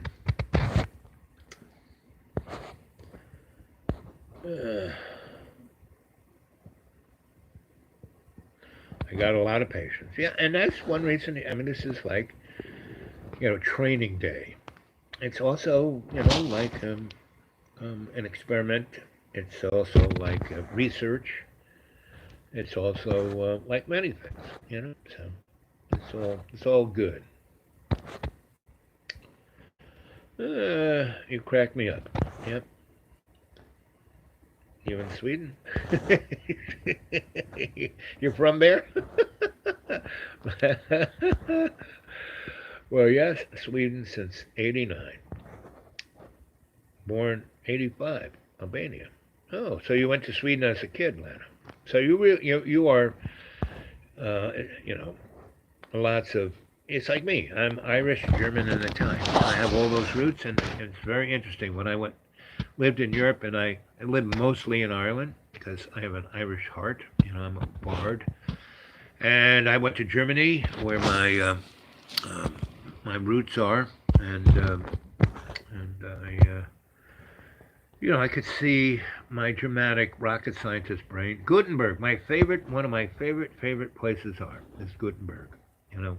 I used to take the ferries from Swansea to Gutenberg a lot, from England to Gutenberg. Lord have mercy. John B. is.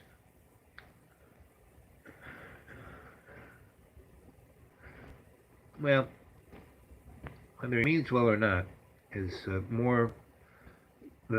He's totally transactional, meaning he wants to say all this so he's going to go to heaven. Then realize that heaven and hell is right here on earth. Right? Yes, he's definitely stuck, and that's what I'm trying to do, is try to unstick him. Because he ain't going nowhere. He ain't going to do nothing until he gets unstuck. And, 3 years ago, I left here because all I was doing was enabling him. And I talked to him a great deal. Oh, my battery is waning. I have to find my plug.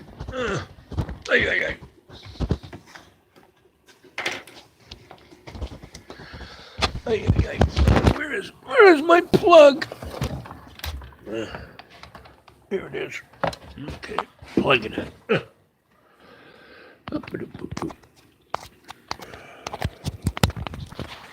Oh, there we are. You're live again. I'm alive. Yep. Dang plug. Yep. I got it in just in the nick of time. It's charging. But it dropped out for a second. Anyway, how about some thumbs up? Let's have some thumbs up. All right. It'd be nice to have more subscribers. Don't you guys have friends who you could,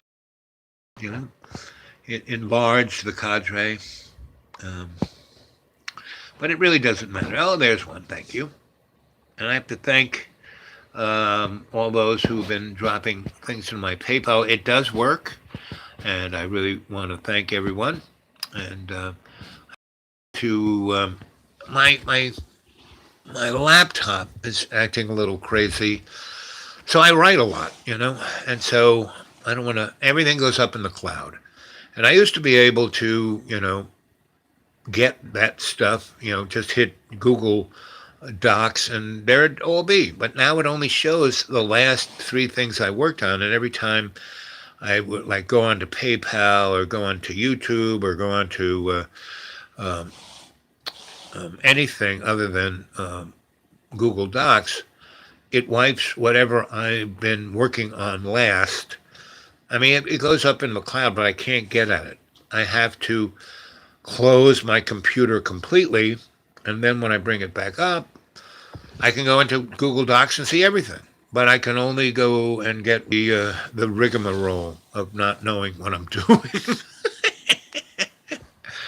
So you saw, I was shooting what John was, shooting, and I was talking in stories and talking about, specific aesthetic things, And I've been, he said, I want to make a movie about all the famous. So he just wanted me to, go from one famous person to the next. But I wanted to talk about what fame is, right? And what it means and what it meant from, starting. It's just like 2001, Stanley Kubrick. What's he start with? But caveman, right? And they're just and then the obelisk appears, and bingo, they have consciousness, and so they have anger and fear and lust and all those things. And one monkey whacks the other monkey in the head with a bone, thus inventing a tool, how to kill. The first tool they had is how to kill somebody, and that's pretty much Homo sapiens sapien, right?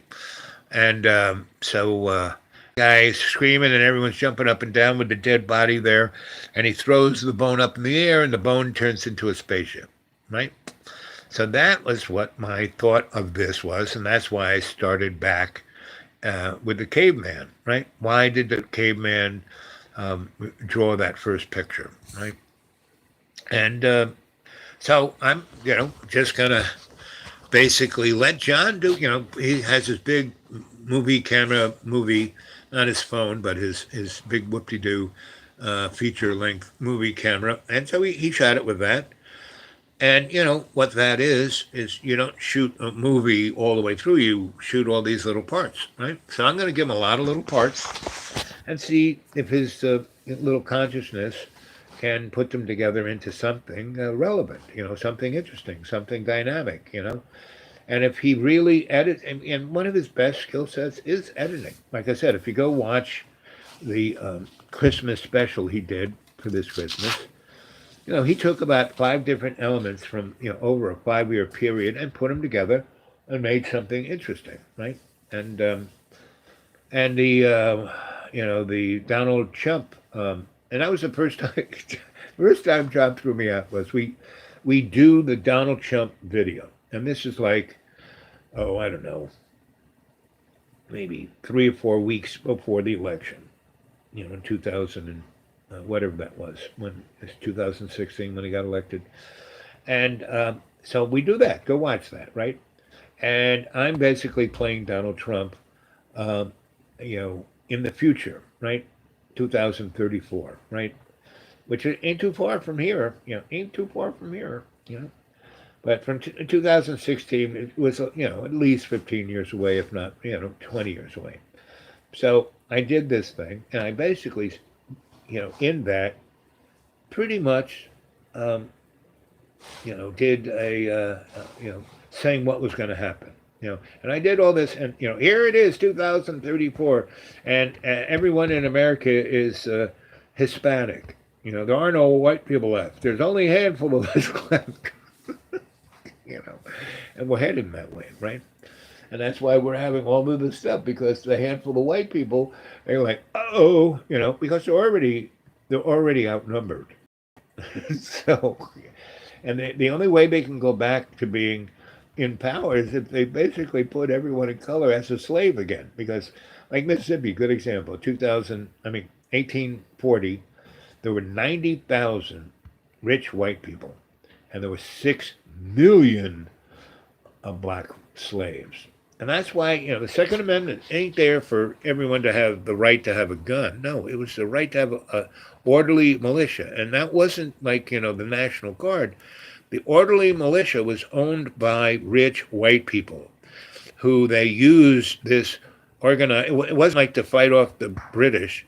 Those guys never, ever fought a thing except going after poor people, and not just black folk either. Majorly was to keep the slaves from, but the rest of America, who wasn't white, male, and rich, was a slave. Whether you were, white, black, yellow, pretty much wasn't until after the Civil War when a great large body of the American public was drafted, fought in that war, and the guys who survived had a gun, not only knew how to use the gun, they were taught, to fight this war, but they also were taught how to make bullets and how to, make shells.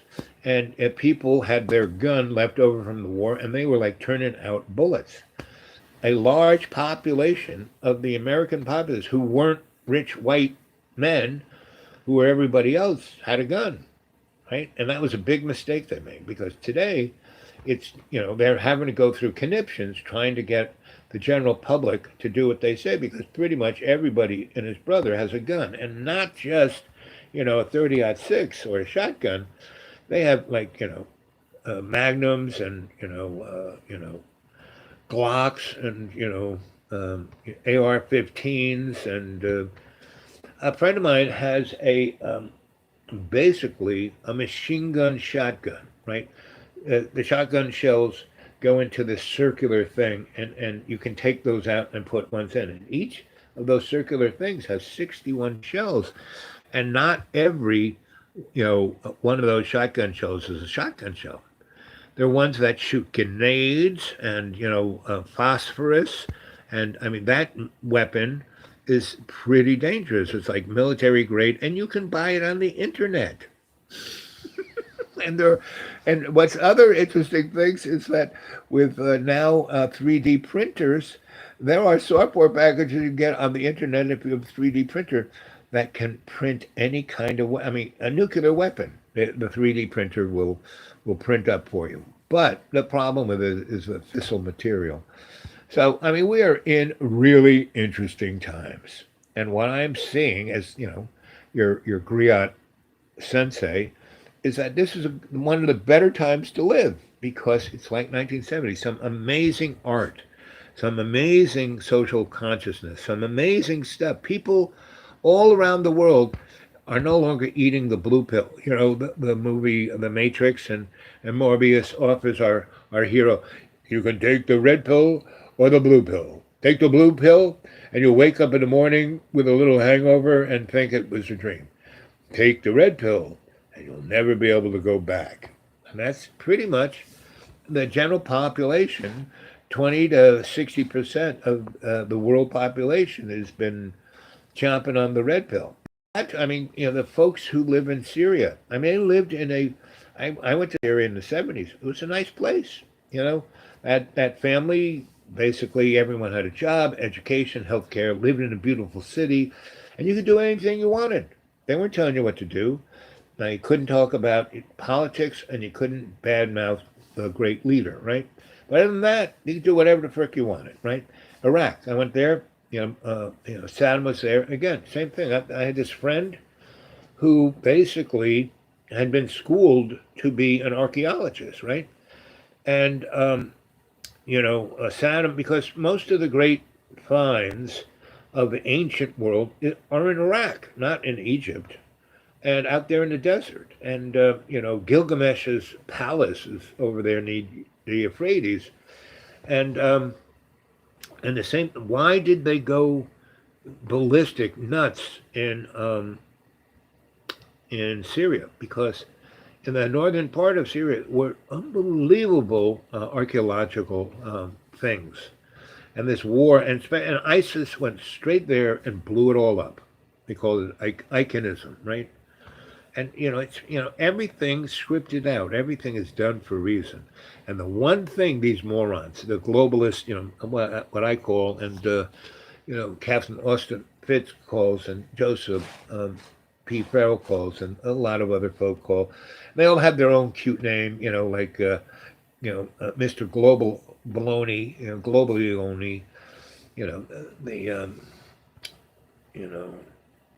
the rich people who think they rule the world, and those ones are just poster boys. Elon Musk, mini penis, micro penis, Billy Boy, barely, the consciousness of a cockroach Facebook boy, Bob Jobs. That guy didn't invent squat.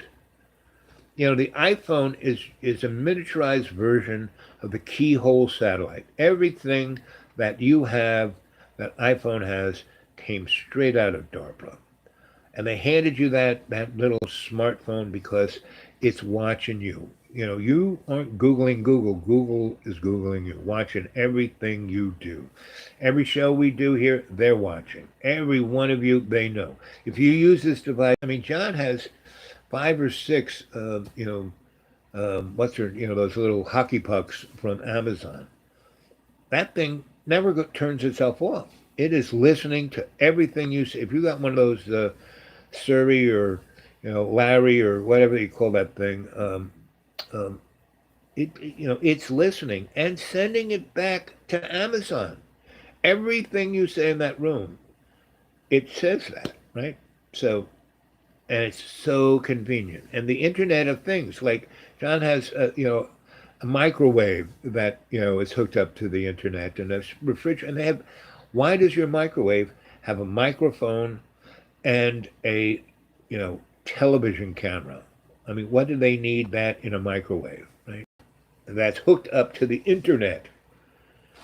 Please. So we are the most surveilled, right now. Hi there, NSA. How you doing?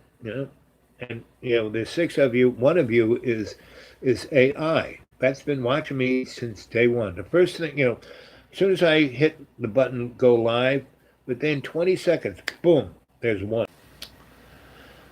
Anyway, and that's what art. I mean, Harry Nilsson, man, you should go. They did. If you go on to YouTube and put anybody's name in there, there's a biography about him. So 1 hour, 24 minutes, and 28 seconds. So it's my phone takes almost 2 days to render this up to my channel, but it does do it. It does go up there.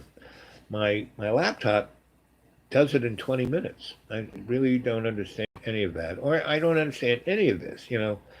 And you folks, oh, I got canceled in that show. Well, I'm sorry. I have, John and he could find 3 of the people that got canceled, right? And we looked for everybody else, and he couldn't find them. So pretty much we did it to those 3 people. So anybody else, get a hold of John, and then we'll try and do the same thing he did for the 3 people.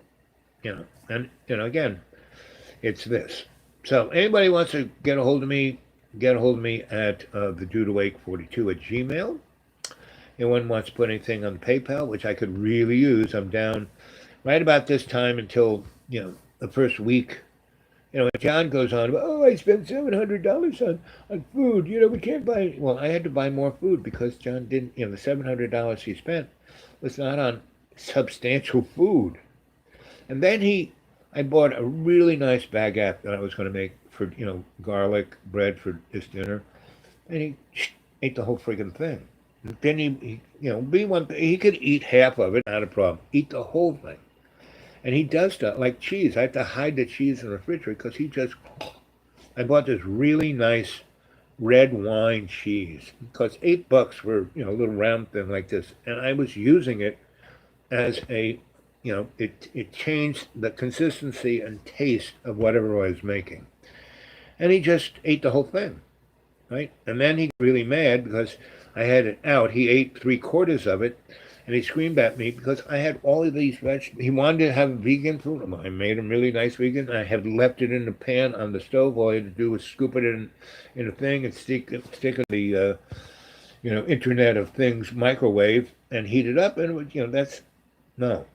And so he just ate that whole. And so he saw that last little bit of that thing that I was going to use to flavor the thing I was going to cook, and he. Just, I'm gonna eat this. You can't keep it from me. You're starving me. Yeah. And you wonder why, And I just keep, losing a pound here and there because all you have to do, it's very simple. You eat good food, not processed food whatsoever. I mean, you can have a cheeseburger in a Wendy's or whatever, but not every day, right? And you can have, he bought like, I don't know, $40 worth of these burritos that said they were vegan burritos, but they were processed. They're made in a factory, not made by grandma, right? And yeah, they're pretty tasty, but they were made with GMO vegetables, and all the fats were, super saturated and, not the best for you. And if you eat $70 worth of those in 2 weeks, that's having like four of those a day. Yeah, So of all those, over 2 weeks, I had two. He ate the rest. That's why you don't lose weight. Me, I've lost about a pound since I've been here. I haven't gone up, but I've lost a pound. And the other thing is, instead of eating one gigantic meal or gorging myself, I have four little plates of food a day, right? And that's human beings. We are grazers, and so we're not meant to have three big meals, but four little ones, right? And you spend that first hour and a half of the morning. You don't right away have breakfast. You go do stuff, walk around. I mean, I have to meditate. I have to do qigong and tai chi, and I have to walk a little bit. And I have to go do this or that, and then I'll go make breakfast. I'll have a little grits, a little meal. Maybe I'll have eggs, all are good, but in small amounts, and I don't, I don't have any coffee here because John would just drink it all. But he's already doing it. He already went, had his own stash of it, and he's been drinking coffee, and that's why he's like, every now and then. And I'm here to be a constant, positive, forcing example of what he might be able to do, right? And whatever he wants to do, you want to make a movie about this, that, or the other, not a problem, And I know that he's going to, shoot all this stuff that I say and then edit however he wants to, whether it makes me look like the Christmas special. He took a thing that I was 100 pounds heavier. It's, oh no, it was just a close. No, I was 100 pounds heavy. He doesn't like to know that in those 2 years, I lost 100 pounds, and he seems not to be able to, he'll work hard, starve himself, and you don't starve. You want to lose weight, you don't starve yourself. You eat 3 or 4 meals, little ones a day, and you don't eat anything, 4 hours before you go to sleep, or at least 2 hours, and you drink water.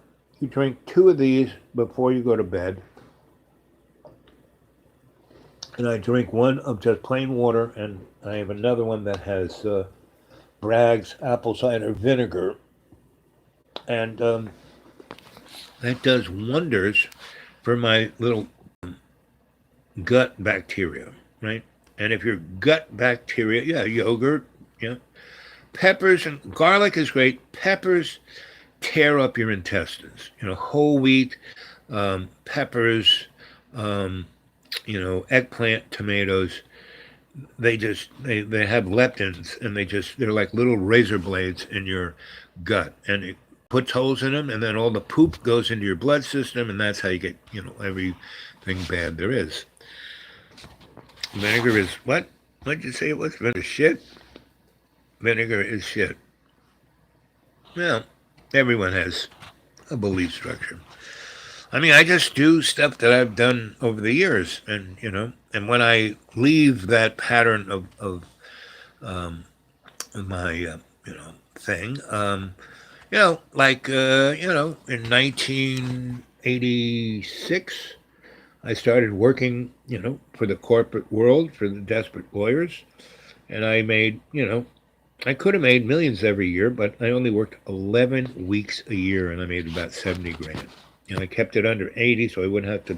If I went over 80, I'd be in another tax bracket that I would have to, because I didn't own, things that I could appreciate. I'd have to work harder, and then it's like a vicious circle, right?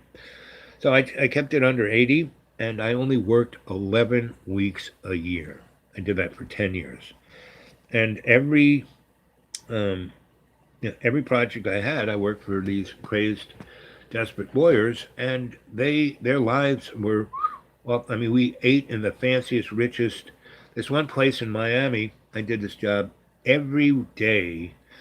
We had breakfast, lunch, and dinner. Right? I stayed with him in his big fancy house, and every day we consumed between 30 and 60,000 calories a day, and that's why I died. because I did that for 10 years, every day. I went from about 260 to 420 in 10 years. And then I died. And then I had to, to be still alive, I had to lose 200 pounds. I actually lost about 260 pounds. I'm down to 210. I'm probably down to I haven't weighed myself, but the last time I weighed myself at the doctor's, I was 210. And, I my mass, I was on this machine that showed me that what my body mass was, and it figured out from the last time it did it to that time, and it said you lost 3 pounds. So since I've been here, I've lost 3 pounds. But I'm not thinking about it. I'm not, I don't think about how I look. None of the above. I just, my major thing is I came here. John's not the only person that I'm working with here in Roanoke, Virginia. There's about 8 other people, and I'm just tying up the strings, and so that'll be that. They're still my friends. Maybe I'll come visit. Maybe I won't, but I won't feel the need or compunction to, take care of them, to help them, to help manifest their betterness, because I've done everything conceivably possible to help motivate them. And the others are doing really good. My presence here has, got them 20% better in the last month and a half. Since I got here a week before Thanksgiving. So however long that is, it's like 2 months maybe, give or take, or two in a week or two. And so in that virtually, and John too. John is better than he was when I got here 2 weeks ago. And so that's a good sign, but I'm going to stay here as long as I can. And hopefully, if I could get John to do that 20% that these other folks have done, then I could feel good that John might, stay on the beam and be the best he could be. He could manifest everything instead of going on like I saw him tonight, And that's why I shoot him, because he really is, as our friend Anthony said, the people's saint of truth. And people, what does that mean? Well, he represents the mass of the public out there that's lost their mind, right? And they think they're godly, they're their saint, right? And the truth is what you see, right? And not just of John, but the world around you. Everyone's going nuts, And so I was having lunch with this person, and her husband, she and her husband both got COVID, and he died. Now they're both in their 80s. They're both smoke. They both drink. They both have diabetes. They're both maybe 70 pounds obese. They both have all the things that you don't want to have, like I do. I don't want to get it. But my endocrinologist said, well, if you got it, it wouldn't be as bad because you're not overweight anymore. All of the things that you have are actually amazingly controlled, and you're not even using pharmaceuticals anymore. And none of them understand how I do this. Right? I mean, especially my legs. My bone doctor and my podiatrist and my endocrinologist, because I have charcoal legs, meaning everything, from my thigh to my big toe is mush. They can't understand. I mean, my bones, are mush. I used to have these metal clamps, that went from my big toe to my hips, right, to support my weight. Well, that's when I weighed, 390 pounds. Now I weigh 210. So that's one reason I can walk. And my bone density is that was another thing they can't understand, how that became, amazingly better, even when I have all this stuff going on. And so anyway, I'm just not, and that's why they take care of me. I am a lab rat to these guys. They're studying me. So I'm getting, my brother goes to Duke and pays, has the taxpayer pay millions. I mean, he's had millions of dollars operations Medicare has paid, right? And he's always going on about the welfare mothers, and he's the biggest one. I mean, peppers, strong pepper. Oh, black pepper is very good for you. You know, the green pepper, the red pepper, those guys. They because of like I said, they have all this lectins. But pepper, like the pepper seed that you season, very good for you. Cayenne pepper, very good for you. Black pepper, very good for you. But the pepper plant that doesn't have the seed in it, just the pepper itself, has a tremendous amount of lectins. And like I said, lectins are like little razor blades, and they just go after the myelin of your gut, of your intestinal wall. It's as thin as paper. It's a real miracle because it's that thin, and why it's like 40 miles long. I mean, if you were to take your intestine and if you could not only stretch it out laterally but push it in all directions, it would cover a football field. So it's very thin. It's a really special thing, and it does some amazing things that basically keeps us alive. Yeah, 12 meters long, but if you could squeegee it out in every direction, it would fill up a football field or a soccer field, whatever field you want to look at. And like I said, those lectins. So whole wheat, is really deadly on your colon, and it connects with the brain. Yes, that's the other thing. People go, "Oh, I have a gut feeling." Well, they're right. You have a trillion little guys in your gut who are part of your brain. That's the amazing thing. Your brain is just a server. It's really just a Rolodex with a squirrel in it. It isn't your consciousness, right? Your true essence is your spirit, not even your soul. Your soul is just a server up there in the Akashic record. So, also looks the same. More than we know. Yep. I mean, our whole body is quite miraculous, and modern science doesn't have a freaking clue, right? All Big Pharma does is hide symptoms of whatever's wrong with you. Doesn't cure it, doesn't fix it, doesn't cure it, just hides. And if you like, John is always quoting the Bible, but I'm not quoting, but talking about the Bible. He never quotes it because he hasn't read it. He just believes in what he thinks it is, and that's why I don't believe in anything, because that is all. The only thing what belief is your opinion. Hey, you can have your opinion, but to think that's right, that you can curse the rest of humanity to the fiery pit of hell because of your opinion, not really.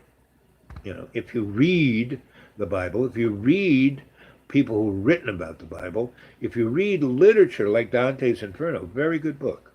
Everyone should read that. And it's called The Grand Comedy for a reason. Because this is a joke. Everything basically, Dante's saying that everything you believe is a frigging joke, moron. Right? So, and the only thing that saves him and his girlfriend is love. I mean, one of the things that really knocked me in the head like an anvil was when I read Dante for the 15th time and realized, God, the only thing that's real is love. I mean, I knew that through other people, but that's one of the major pieces of literature that whacked me up the side of the head. And then when I started reading esoteric stuff and the mystery schools, and all the guys like Shakespeare and Newton and you name it were part of these mystery schools. That's why they were so smart. They knew shit that the average person didn't know, and their art self was, coming from that, right? Not from anything else, right? Not from God or the church or any of the above, right?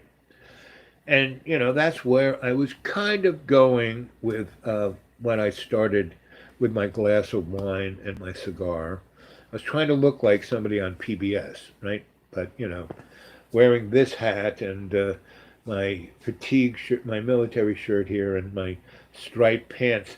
These are the same striped pants that the guys in Auschwitz wore. I mean, they didn't, but they were the person who did this. I used to one of my major sweeties that, I had like maybe 10 wives, one that I actually had a document saying I was married, and my second wife, who was like my twin flame and died in my arms.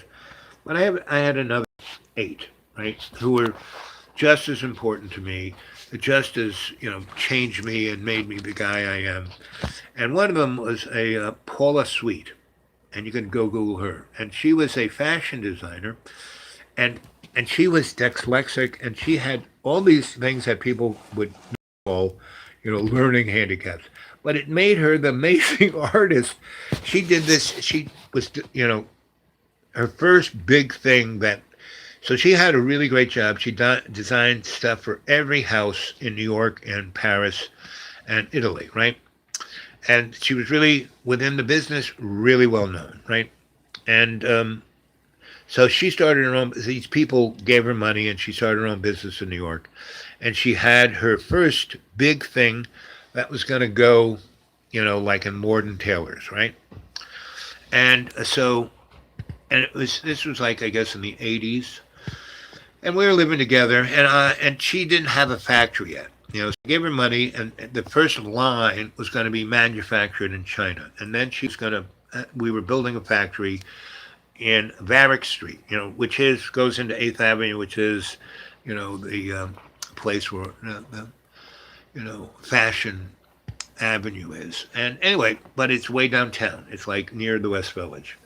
And she found this building, old 1940s, really beautiful building. Had great light, gigantic windows, built in the '40s for World War II. And it was a place where Bell Labs had their laboratories, and they had a zillion, engineers at architect tables designing stuff. So, they had great light, big open space, no columns, and she found this building, and she bought 2 floors.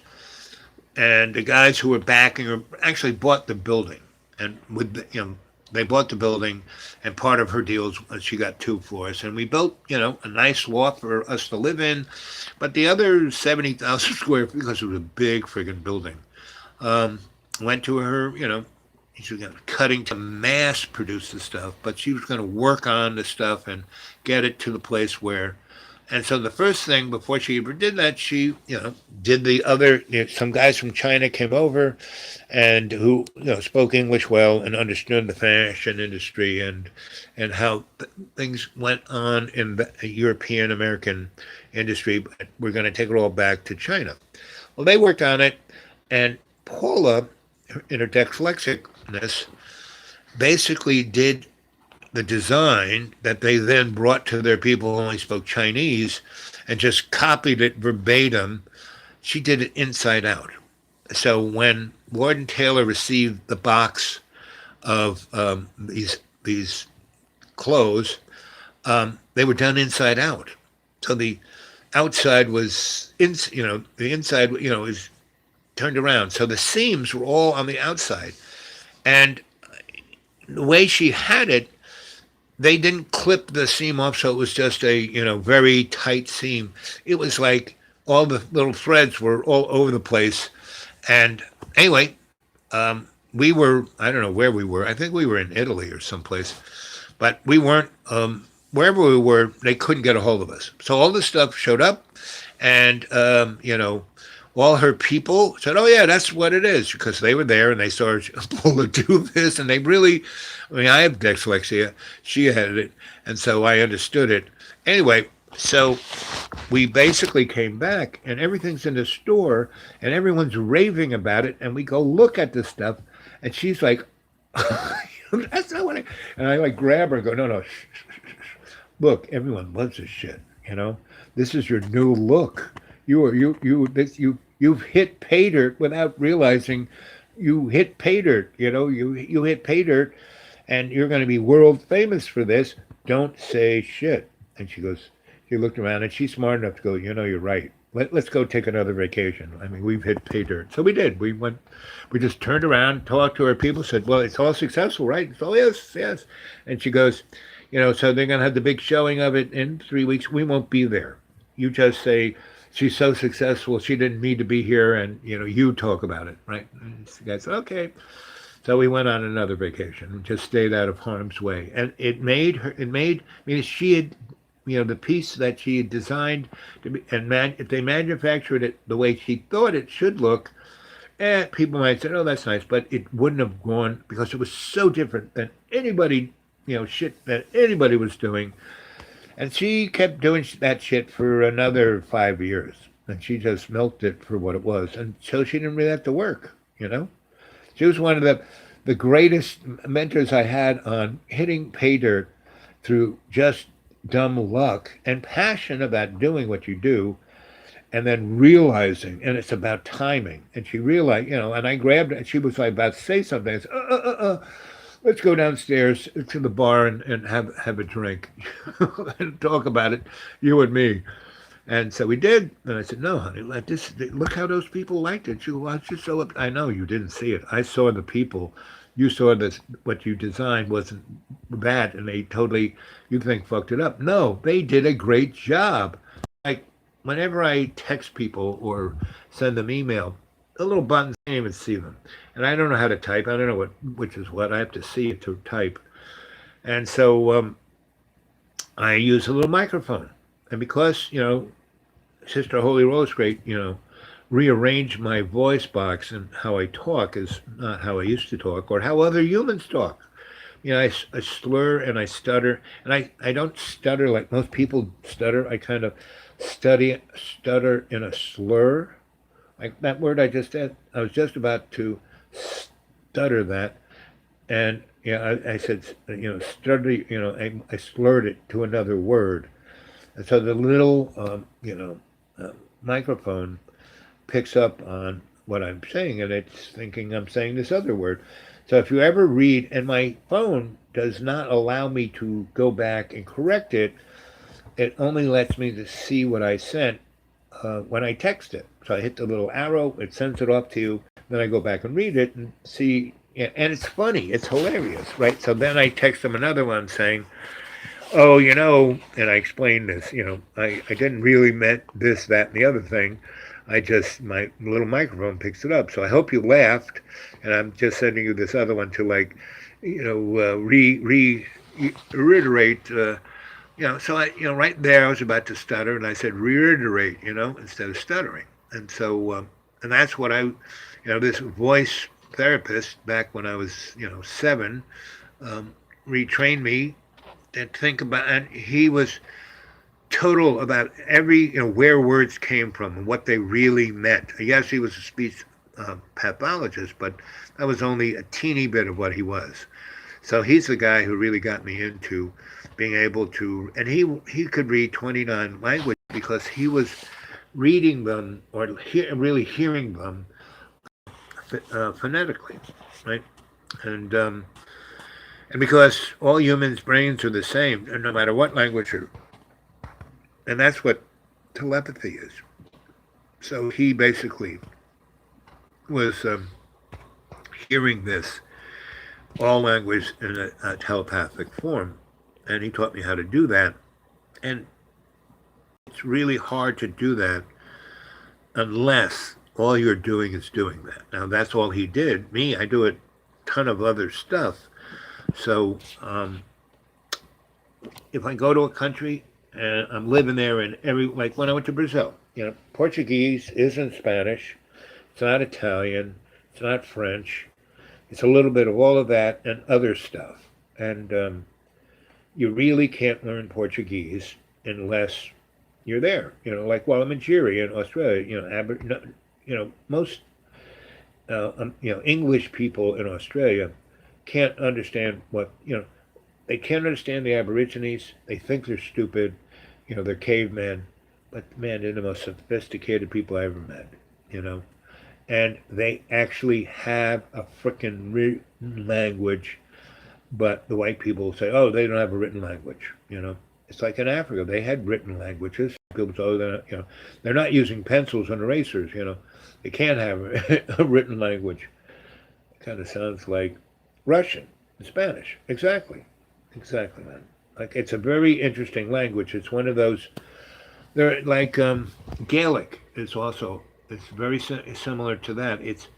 It's a realization that humanity, we aren't the be end and end all. We aren't getting towards the finish line.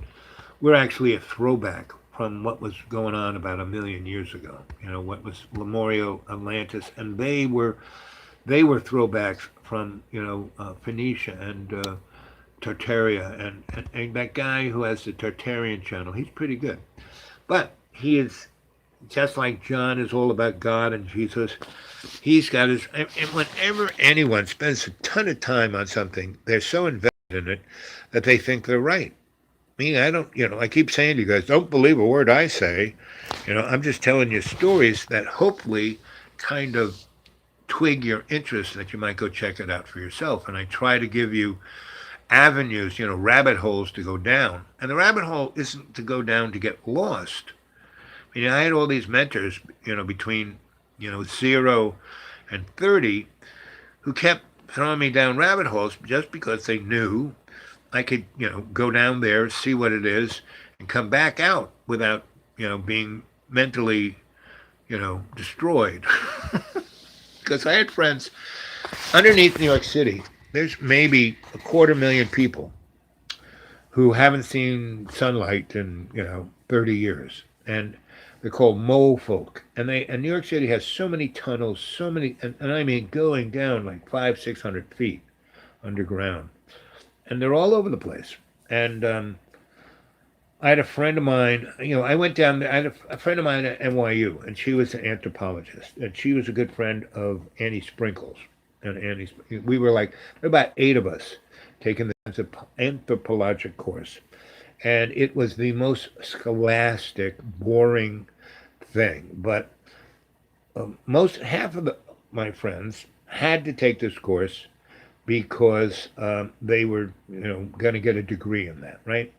Me, I was just taking that course because another guy who's teaching something I was also studying said, you should take this course because it is the opposite of what I teach, and it'll give you a really good perspective of, like, me, the scholar boy, and the rest of the world, the scholastic world.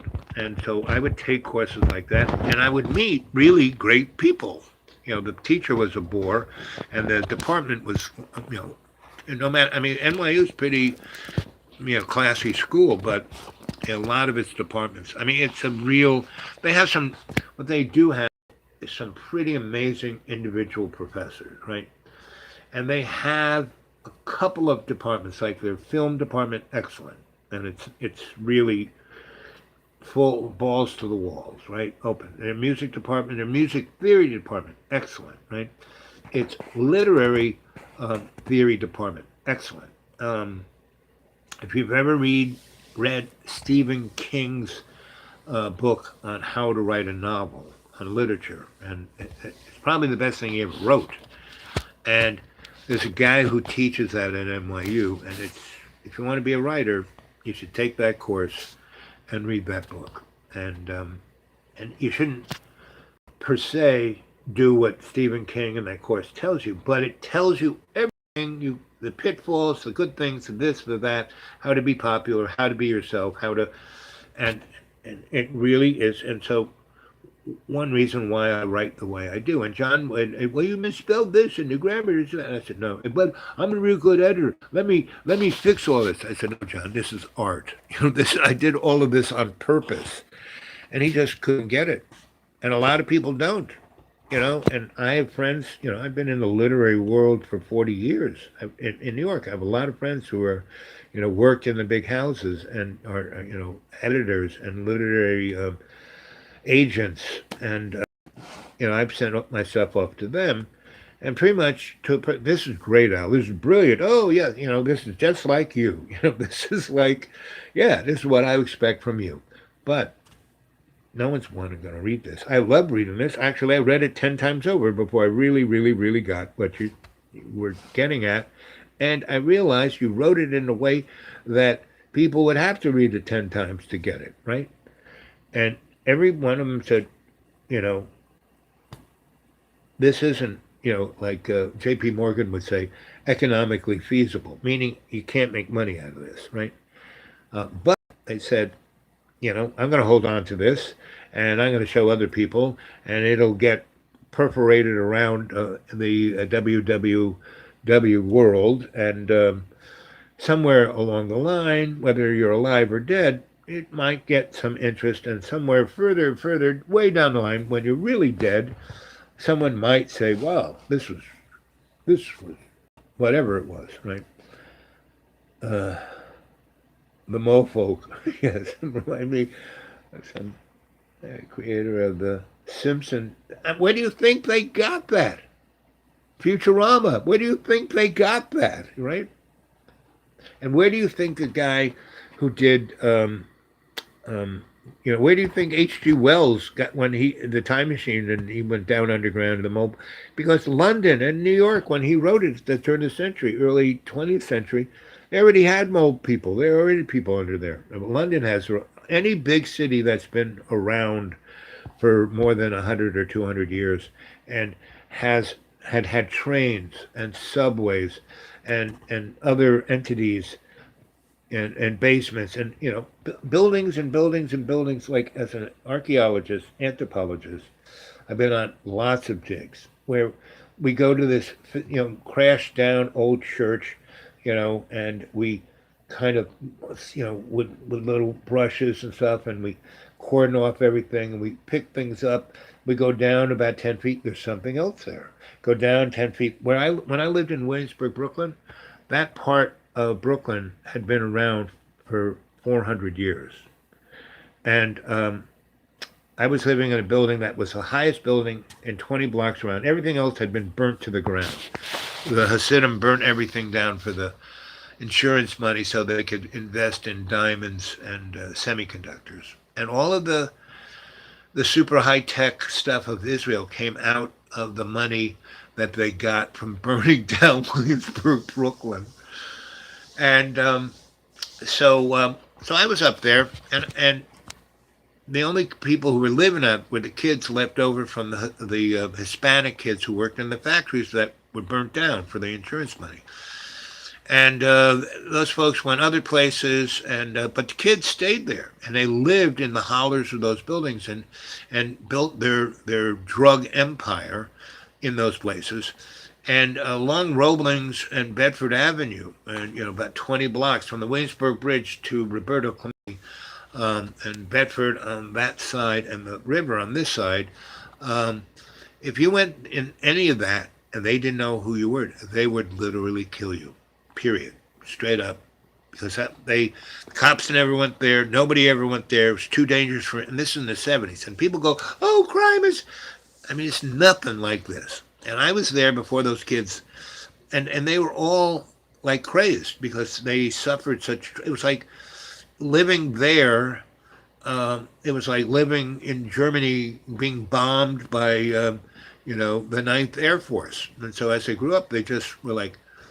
that lost their humanity, but they were still human, and they still loved fucking, and they still loved dancing, and so I was building nightclubs and discos when they were kids, and my building had a gigantic loading dock and this amazing roof that went over the loading dock, and it was very French Rococo. It was built in the 1890s, and I hung mirrored balls up there, and I put sealed beams, and what makes a mirrored ball amazing is that it uses a PAR 38, which is basically aircraft landing light. So it can shine a beam like a quarter mile, and it doesn't get big. It stays right that. So if you put that PAR 38, 6 meters from the spinning mirrored ball, it only illuminates the mirrored ball, period. It doesn't shine light behind it or around it, just hits the mirrored ball. Depending, how close you are, depending on how big the mirrored balls are. And I had some pretty big mirrored balls, like 36 inch diameter. I had these really super bright P38s, and I would had it 4 or 5 hitting the mirrored ball, had it on a motor so the thing spun. I had some with, colored lenses on it, so there'd be super bright white, red, and green. Those are the colors that really stand out to your eyeballs. And blue and, those not so much. They disappear.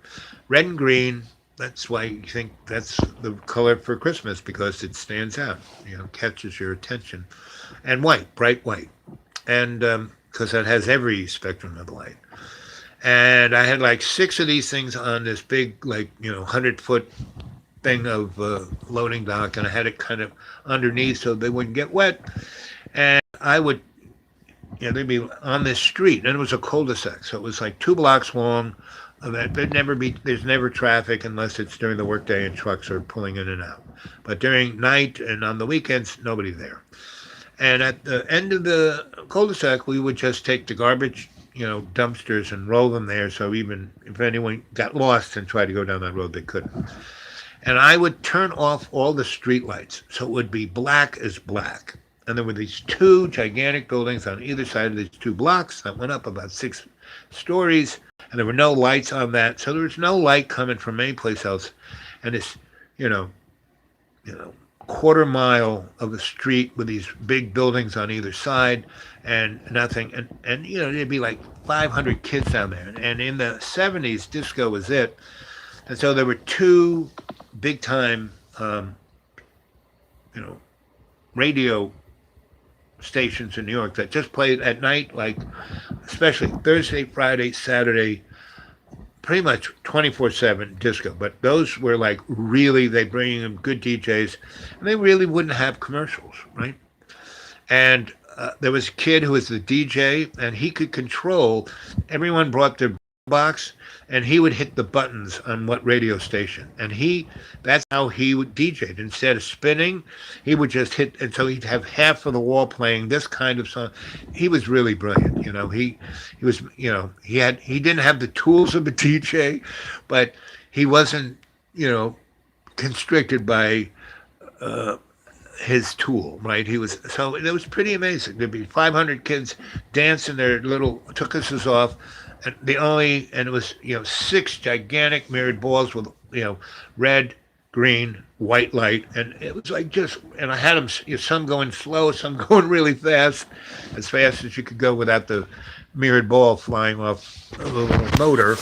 And anyway, I did that for a good 3 years. And, the only time we didn't do it, one time we did it Christmas in a snowstorm. We did it. They came, well, let's do it in a snowstorm. I said, okay, I'm just going to start the lights and I'm going up to my place and stay warm. You guys have a good time.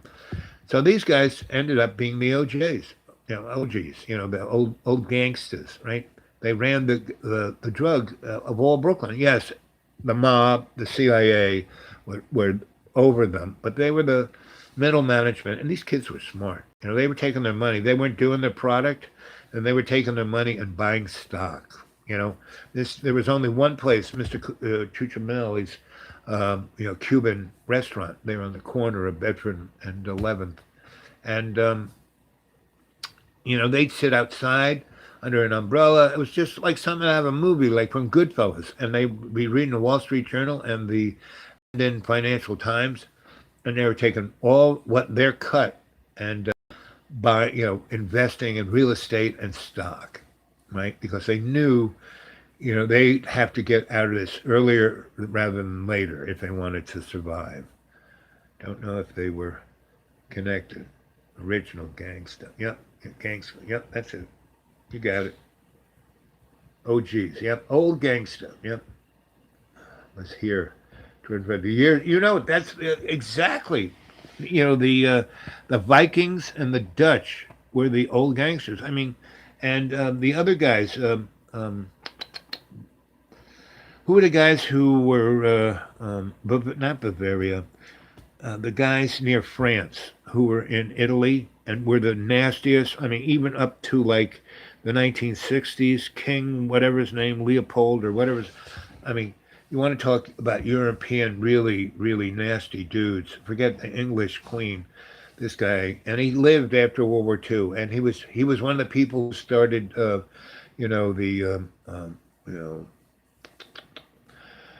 insider investor dudes who run the world. There's a Club of Rome, the Illuminati, the CFR, and this newer group that was named after a hotel in Europe where they had their first meeting. I forgot their names. And there are a few others. And this guy was in all of them. And he's a real nasty dude. And, what is that little country right there near France, right on the coast? Starts with a B. Brussels. Anyway, I'm lost at this moment without a map to know what my European geography is. But anyway, the Dutch, I mean, look, New Amsterdam, that's New York City. They came there, they conquered. And what was the interesting thing about the Dutch? They didn't kill all the indigenous people. The Dutch did. This other guy did. But the Dutch, they would make deals and then marry, like New York State has no national forests because the Dutch made deals with the Iroquois Nation. And they didn't conquer them. They rented things. And back in 1987, a good portion of New York State was legally going to go back to the Iroquois Nation. Well, that was never going to happen.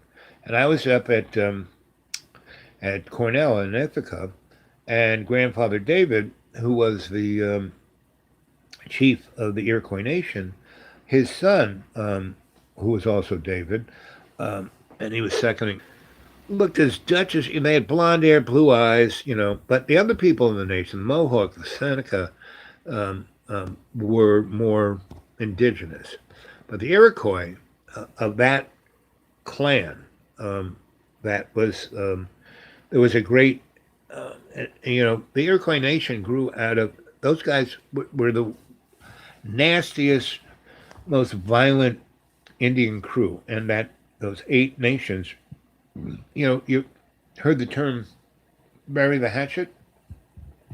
Well, their war instrument was this war hatchet that you could throw 50 meters accurately and split somebody's head. And they were like sharp as razor blade. And they weren't like what you think of a hatchet. The handle of it was about 1.5 meters long.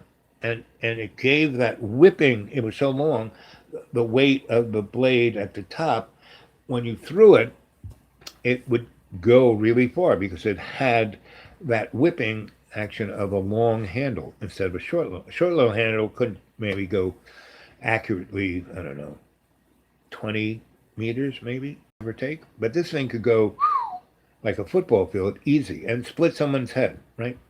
Because it just had this momentum. The thing would be, flying this way, and the weight would be at one end. And anyway, so they were at least civilized enough when they had war. It was just amongst the warriors, not grandma, not the kids, not the workers, not the people picking berries, just the warriors. They're the only guys. And it was a game. And whoever won, they did not slaughter everybody else. They just got coup, meaning they got respect, right? And that's what coup is. And that's why the wampum wasn't money. It was an artifact that represented coup, this respect.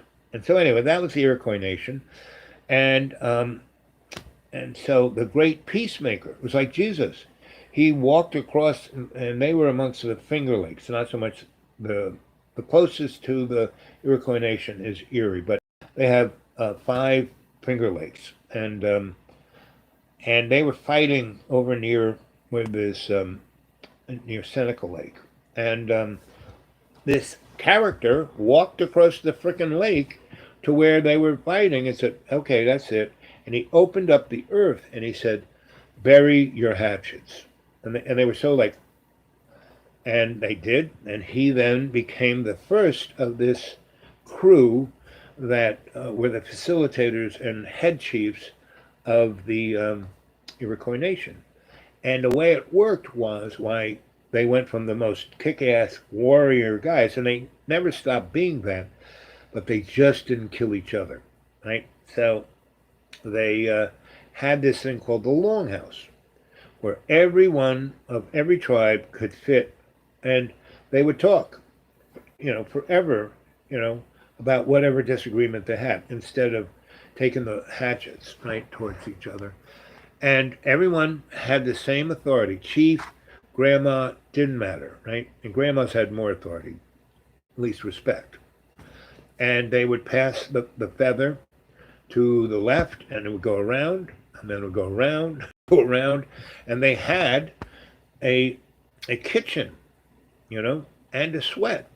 And so people who were carried by the passion were put in a sweat with a guy like me, a griot, who would tell them stories and get them out of that position. And that's why I'm here at John. I am being what I was taught both by the Iroquois, by grandfather David, who was my spiritual leader, just like Sensei was 15 years before that.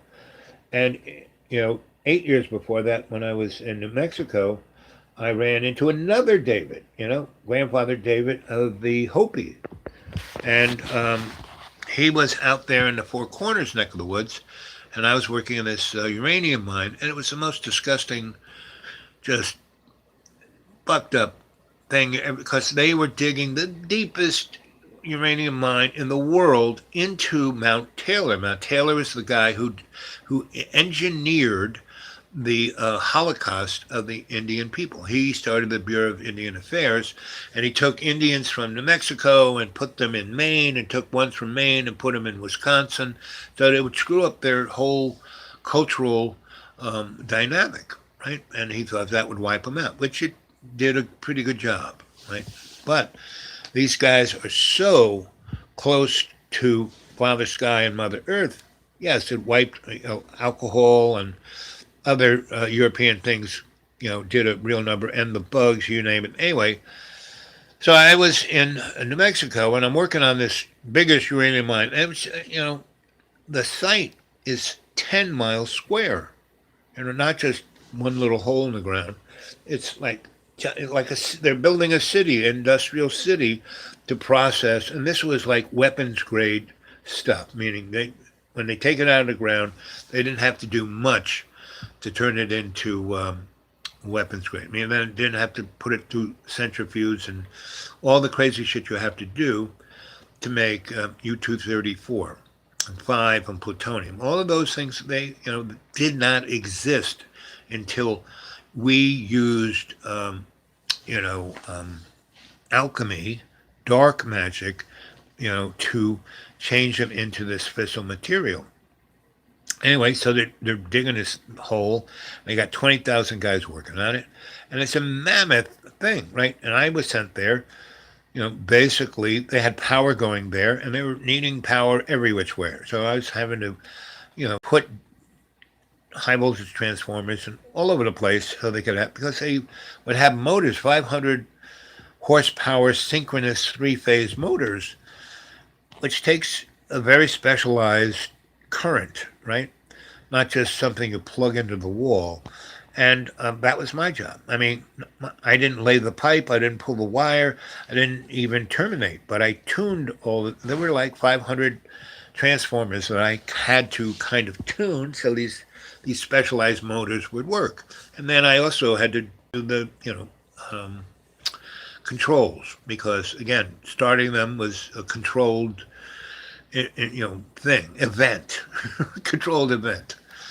So I had a crew, and they were mostly Mexican, and everyone called them wetbacks, and these guys had PhDs, and they would just come in there, because in Mexico, they'd make $4 an hour. Here they were making 30, right? Like me, I was making 30, but I was paying the guy who got me the job. I got my master's license in New Mexico. I got my class 9, DMV light. Well, I could drive anything, tanks, tractors, I couldn't, but I had a legal document that said that I could, and it was all corruption, meaning I got turned on to this, guy who got people jobs. I went up, he, heard about me. He said, come to my office, which I did. He said, here, take this test. I went into this room, and he's in the next room, and it's in an envelope. I pull it out. It says, test for master electrician's license for the state of New Mexico. And it said, needs to be a apprentice and the journeyman for 16 years, needs consecutive W-2 forms, needs this. I had none of that. I had the experience, but I had none of that. And I kept saying, take the test. And I get to, but I don't take the test. And I just took the test. After I did it, and it took me 20 minutes to take that test, right? It's 100 questions. Took me 20 minutes. Went there. He had the answers. He goes, you got a 98, and you took 20 minutes. Actually, you have 5 hours to take this test, and you're allowed to use the code book. And you didn't use the code book, and you did it in 20 minutes, and you got 98%, and you pass the test if you get above a 78. So he goes, you're the boy for the job. Yeah, you are the guy who was advertised. So I said, okay. So he goes, here's what I'm offering you. You get a master's license, you get this driver's license, you get this other, so you can work in the state of New Mexico on, what would you call it? It's not top secret because it's above top secret. It's above magic. What's it called? It's a term. It's three thing, and it's basically things that don't exist. Things that isn't in the budget. Dark things, and I'd get a little. And so that's how connected this guy was, right? And so, he says, just sign this, and he goes, it's a $30 an hour, and I was, working at the Jack in the Box, making $1.75 an hour, and this job was $30 an hour in 1971, right? And so he said, all I get is from 1 year, I get $15 out of your 30, right? And I was like, well, I'm making $1.75, and I'm gonna get a mat, meaning I can start my own electrical business, right? I don't have to work for anybody, right? I'm gonna, have this driver's license. I could drive anything. I could go to any. Oh, I have this license. Oh, then drive that bus, drive that tractor trailer, drive that, and I would also be able to work in places that really most people couldn't do it. So anyway, I went and worked for that company. It was called Dick Powell Electric, and it was just like Mike Stoll and Grandpa. There was Grandpa Powell and Dick. And it was Richard Powell. His father was Richard Sr., and Dick was Richard Jr. He hated being a junior, just like Mike. But it worked for Grandpa Stoll and Mike Stoll. But Richard had to be known as Dick. And every time I talked to him, well, Dick, because he was a dick, and that's people who are dicks name themselves. There's Dick Nixon, Dick Armey,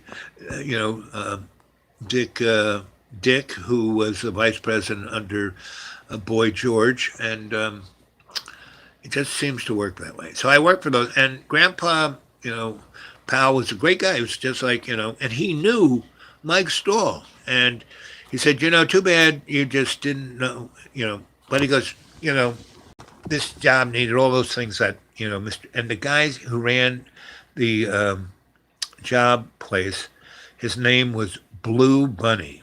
It was Blue Bunny LLC. And he had dyed his hair blue. And when I met him, and every time I saw him, he had a polyester screaming blue suit, blue pants, blue jacket, blue vest, blue shirt, blue tie, and dyed blue hair, Blue Bunny. And he was as big as, bigger. He was weighed 300 pounds. And he was probably from another planet. Talk about knowing aliens. That was one of them. Anyway, and he chortled like Jabba the Hutt. And so, I went up there. I had the interview. He said, okay. I took the test. He gets on the phone. He talks to somebody in the state capitol in the licensing bureau. So I have the kid for the job. And here's all his information. You get the ball rolling. Once I, get him to sign the contract, just pull the trigger and send it all back to me. And so then he turns to me and goes, okay, here you go. He gives me $500 cash. And he goes, I'm going to, he waves it in front of my face. I don't have a nickel, waves it in front of my face. He goes, this is the signing agreement. It's not even the contract. It's just the signing agreement, uh, which will allow me to start, pulling the trigger, right? And if you sign this, you get $500.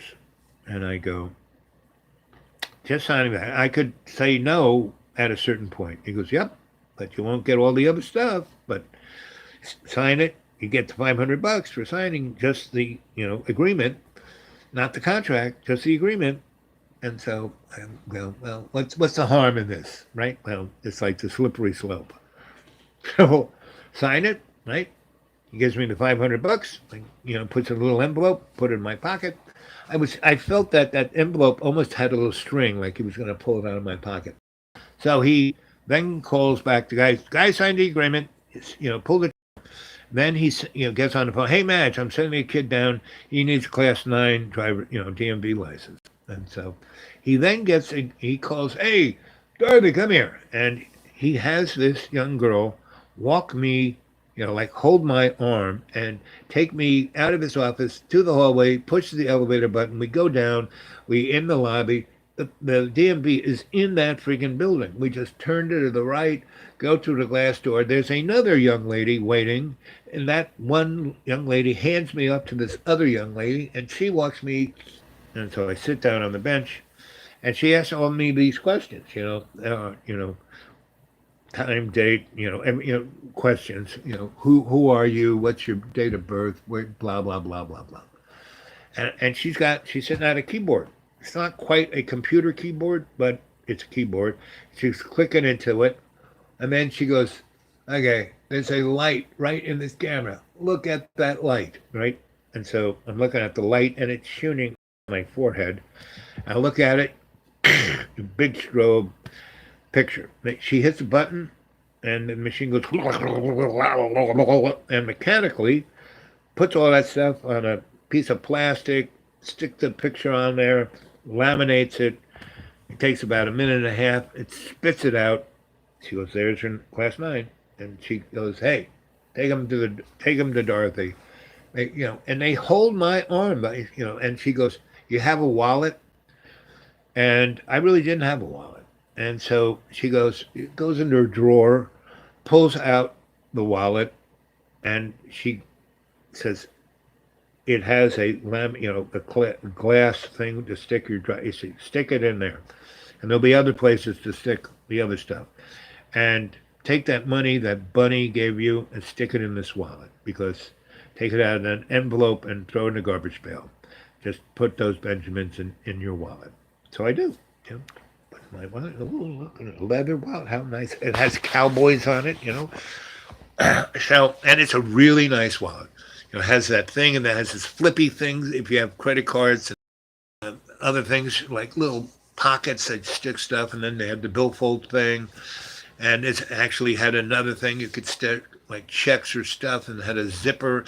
I mean, it was a very nice, and it had cowboys on it, right? It's cowboy-wise, very cowboyish, right? Very, very Western. So yeah, I am in Albuquerque, New Mexico. So that girl takes me to the door. Dorothy takes me in the elevator, takes me up, and she walks me to Mr. Bunny's desk, and he goes, okay, you signed the agreement, now we're going to sign the contract, right?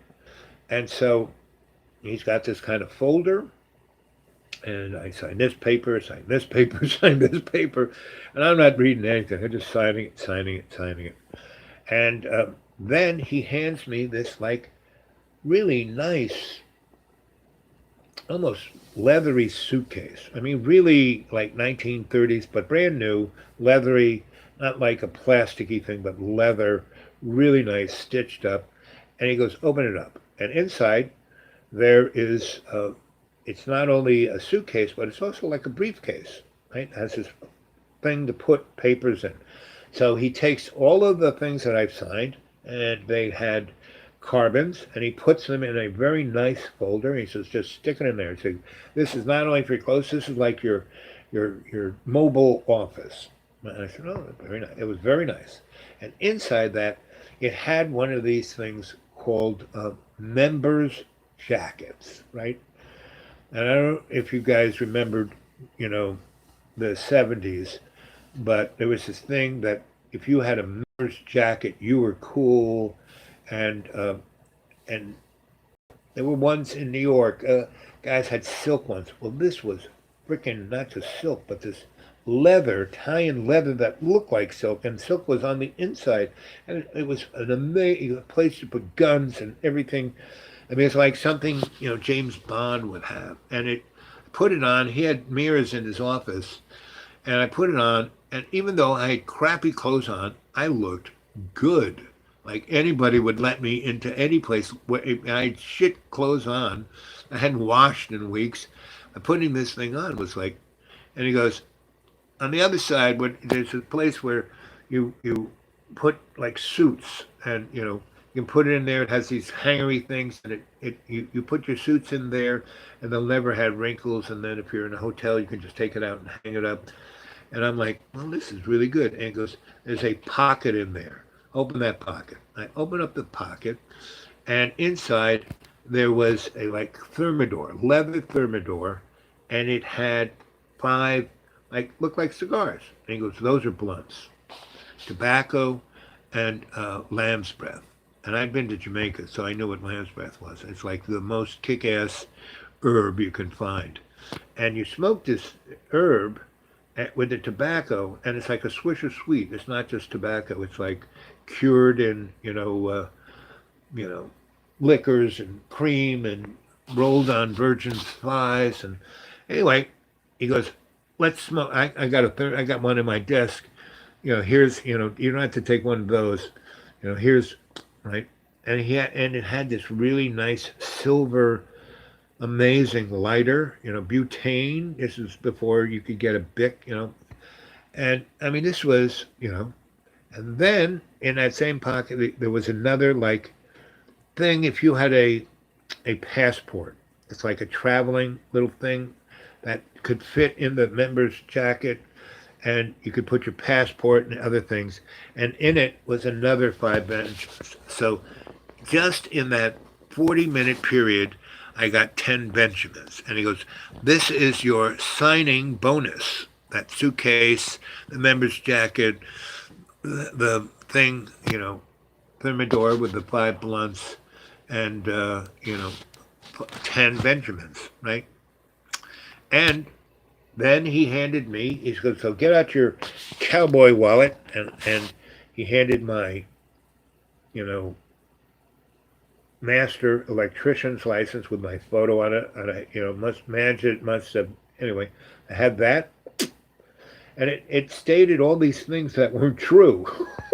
That I had all the things you needed to, being an apprentice, and worked at it for 16 years in New Mexico, and and this other card that was his, what do you call it?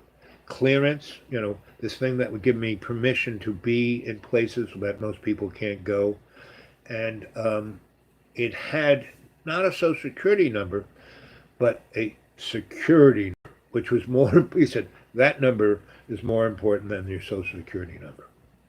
Do not lose any of these cards, or you won't be able to follow this path, right? So basically I said, so this was pretty important, valuable shit, but it was going to change my freaking life. So he goes, let's go party. So we leave his office out this other door, and this is really nice. It's not the office room. It's not his office. It's not the other office. It's not the room I took the test in. It's like, a club room, right?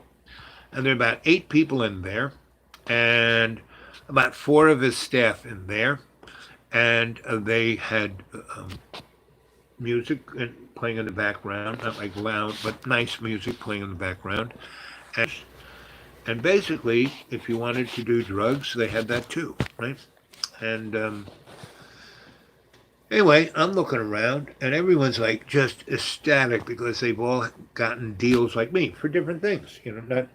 They weren't all guys like me, but there was a couple of girls and guys who were obviously medical people, and there was one girl who was, in a nurse's outfit and had her little RN thing, and she had a doctor's bag, right? And she was shooting people up with morphine who wanted it. It's like, okay, that's interesting. And someone offers me a spliff, and I smoke it, and it's like, this is way different than the stuff that Blue Bunny and I smoked in his office. And I have a cognac, and I've got this little plate of all these really super tasty little things. And anyway, the really attractive nursey girl, comes up with me. She goes, "Would you like to? Would you like to? What did she say? Do you want to chase the dragon?" And I said, "Chase the dragon?" I said, "What's that?" She goes, "Did you watch? You mean shoot morphine in my vein?" And she goes, "Yes." And she goes, "This is, from the hospital. This ain't from the street. This is pure. This is morphine. This ain't heroin. This is morphine." I kind of knew what that all meant, but I never did it. I hardly smoked pot. I worked in I saw tons of people shoot heroin, smoke heroin, you know, snort cocaine, do speedballs, you name it. Never did any of that, right? I was a kid, producers loved me because I never drank really, never did drugs at all. I'd smoke a little herb, but very little. Anyway, so I don't know why, but I looked at her and she was pretty attractive and kind of swooshing up to me. And because she had already shot up everyone she was going to, and they were people who went to her to get shot up. And she came to me, "Do you want to try this?" And I'm like sitting on this very nice, easy chair, and I'm smoking this spliff that someone gave me, and it's different than that, and it was changing my worldview, right? And it was like creeping up this, right? Something was going on, and it wasn't, and marijuana never kind of did this creepy up thing. And it was interesting, and it was doing bending time because I looked out the window. It was about 3 p.m, and the next time I looked at it, the sun was setting, and then the next time I looked at it, it was like dark.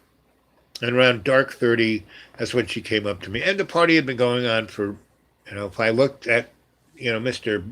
Bunny's, it started around 3, and then now it's, the sun is almost totally gone. So this is September in Albuquerque, so that meant it was maybe 8 o'clock. And I was like, I wonder where the time went on this one.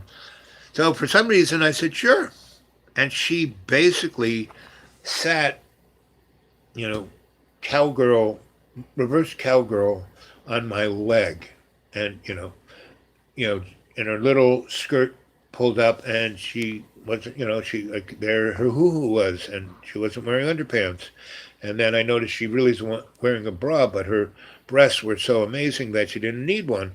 And she's sitting right there, and she's kind of rubbing the leg. I said, "What are you going to?" She goes, no, I was just feeling your leg. I'm going to. And she was a great lobotomist, phlebotomist, the person who finds your vein and then, gives you a line. So anyway, chasing the dragon is, they basically, so she has this big hypodermic, right? Not a little one, big one. And she takes the whole, I forget what they call them, but it's a glass little thing, sticks the needle, and it's sealed, so no one is going in there. This is come straight from, the company. It's, it's in her little doctor's box, and it's in a case that there are about 6 other ones. And so she sticks a needle, and she takes the needle out of a plastic wrapper that no one's, obviously this needle's just for me.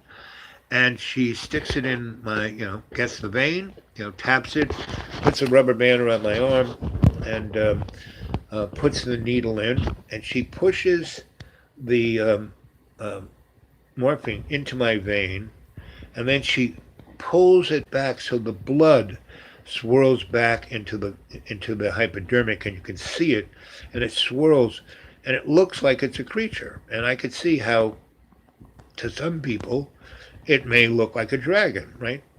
But it definitely, the little bit of the, not a little bit, but half of the vial of morphine went into my bloodstream, and then she sucked it back out with the blood in it, and that morphine was already affecting me. And then she took the rubber band off and just put that whole thing, and it was like a locomotive was in front of me, this big bright light, and ran straight through my head. And I already had this other thing creeping up the back of my head that I got from smoking the blunt earlier in that, somewhere between 3 hours and a half an hour ago.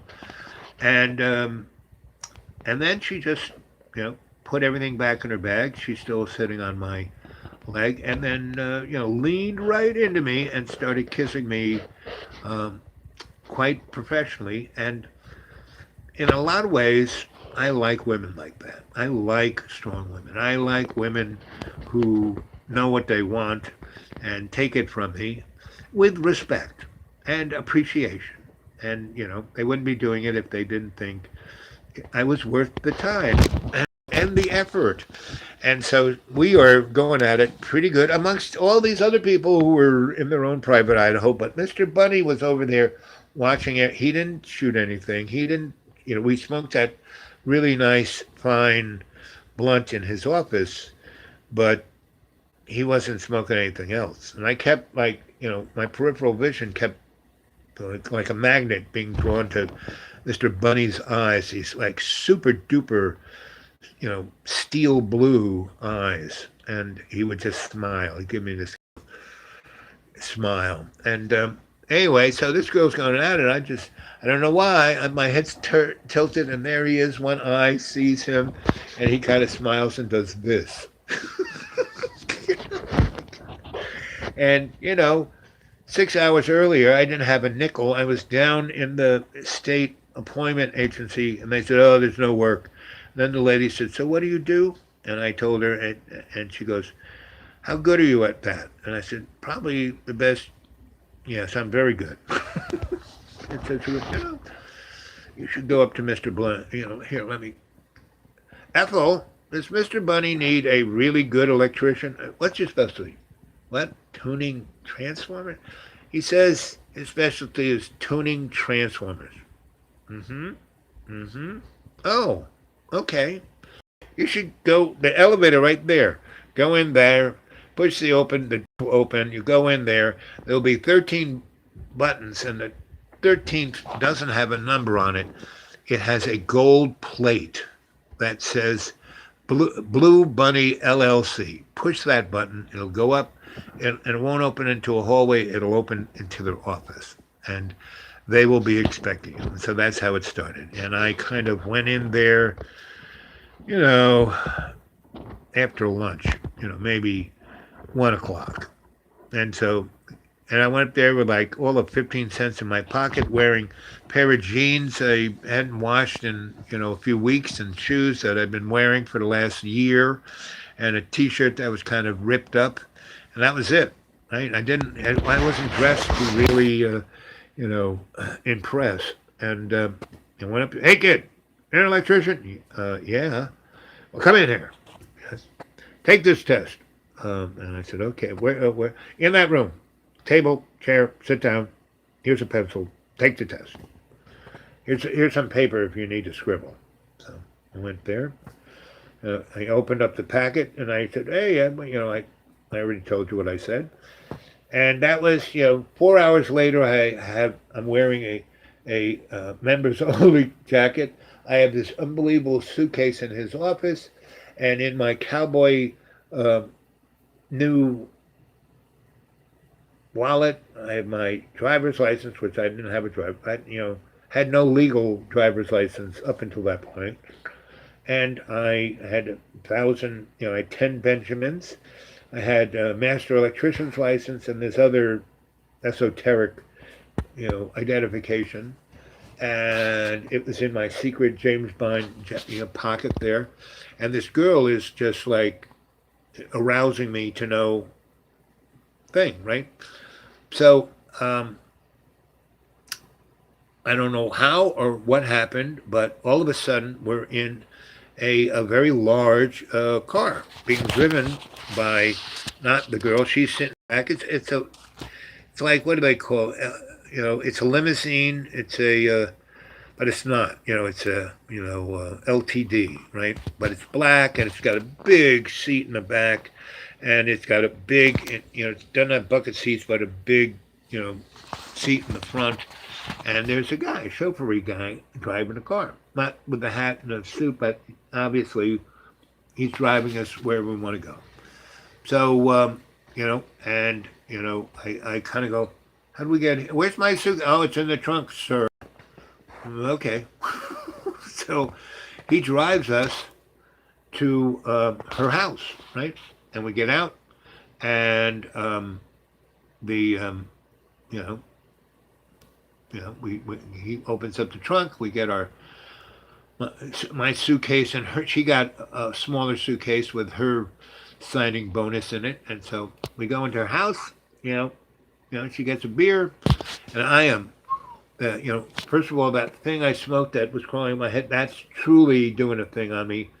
And the morphine I had shot was like unbelievable. But between these two, there was this kind of balance where it all kind of made sense and I wasn't freaked out at all. And I could kind of walk and kind of speak and kind of, you know, get around.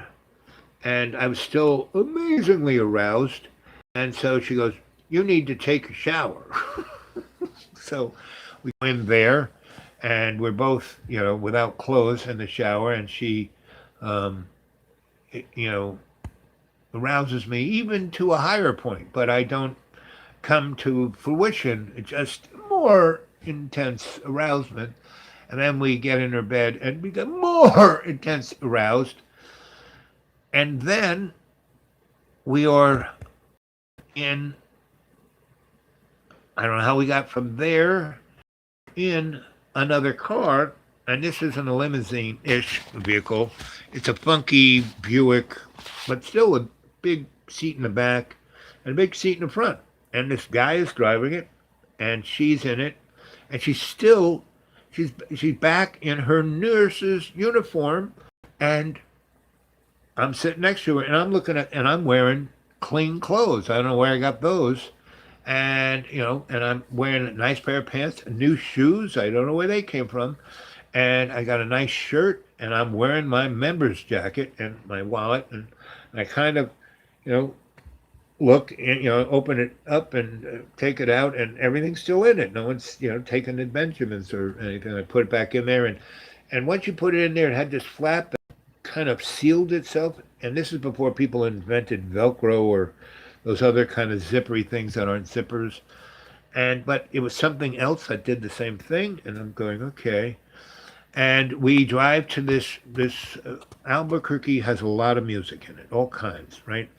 And we go to a jazz club, and this band is playing, and we go in there, and we sat at a nice table that's kind of right, like up near, like where special people, and she's in her nurse's uniform with her little doctor's bag, and I'm sitting next, big table, like 8 people could sit there, but it's her and me, and I sit down, and she could sit any place, but she's virtually sitting in my lap, rubbing my leg, and I'm still aroused. And anyway, so we listen to this music, and she goes off and comes back, and this time she sits in the chair next to me, and it's playing with my ear, and whispering sweet nothings into my ear, and putting my hand on her body, like, why don't you play with this?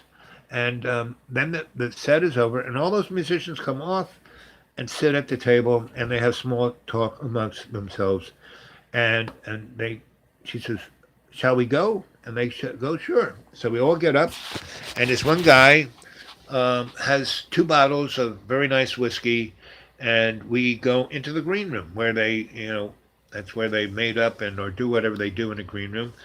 And they go in there, and another band is playing, and we kind of go up around, and we go in the green room, and she shoots them up.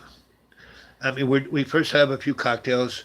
They have their own blunts. We smoke that a little bit, and then she shoots all those guys up, right? And then she comes around to me, and she goes, "Honey, let's have the other arm. And she does the same thing to the other arm. Again, sitting on my leg, reverse cowgirl, and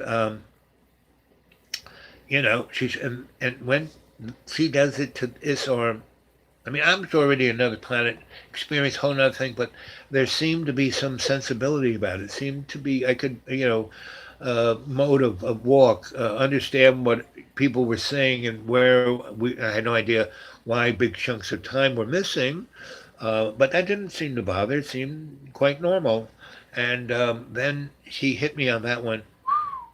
That's when the universe just, that scene from 2001 when he, you know, things change and he goes into the cornucopia of a wild, crazy carnival ride of the universe. That's where I was. Everything was like, and lights were flashing, and all of a sudden, boom! It stopped for a near second, and it was like taffy, meaning when boom! What had happened was, I hit the door of that car, and they like either threw me in from that end, or I slid across and bam, hit the door, and my head hit the the window, and my face was like this up against the window, and the car moves off, and I get pushed in the back seat, and I'm real aware of everything. I mean, everything. The molecules of the chair, of the couch or seat or car thing, and these guys. There were about five of us squished in the back seat, and I was at the door, and I'm looking out, and it was raining, and the raindrops were hitting the window, and the cars were zipping by, and each of those raindrops was exploding, and I was like a whole nother universe, and I would shoot into that universe and go some other place, and basically, this was going on for some, I don't know how, could have been basically heart, and it was a neon sign, and it looked like a heart, and when the light flashed, it would crack, a lightning bolt would hit it, would crack, and the heart turned into a vagina.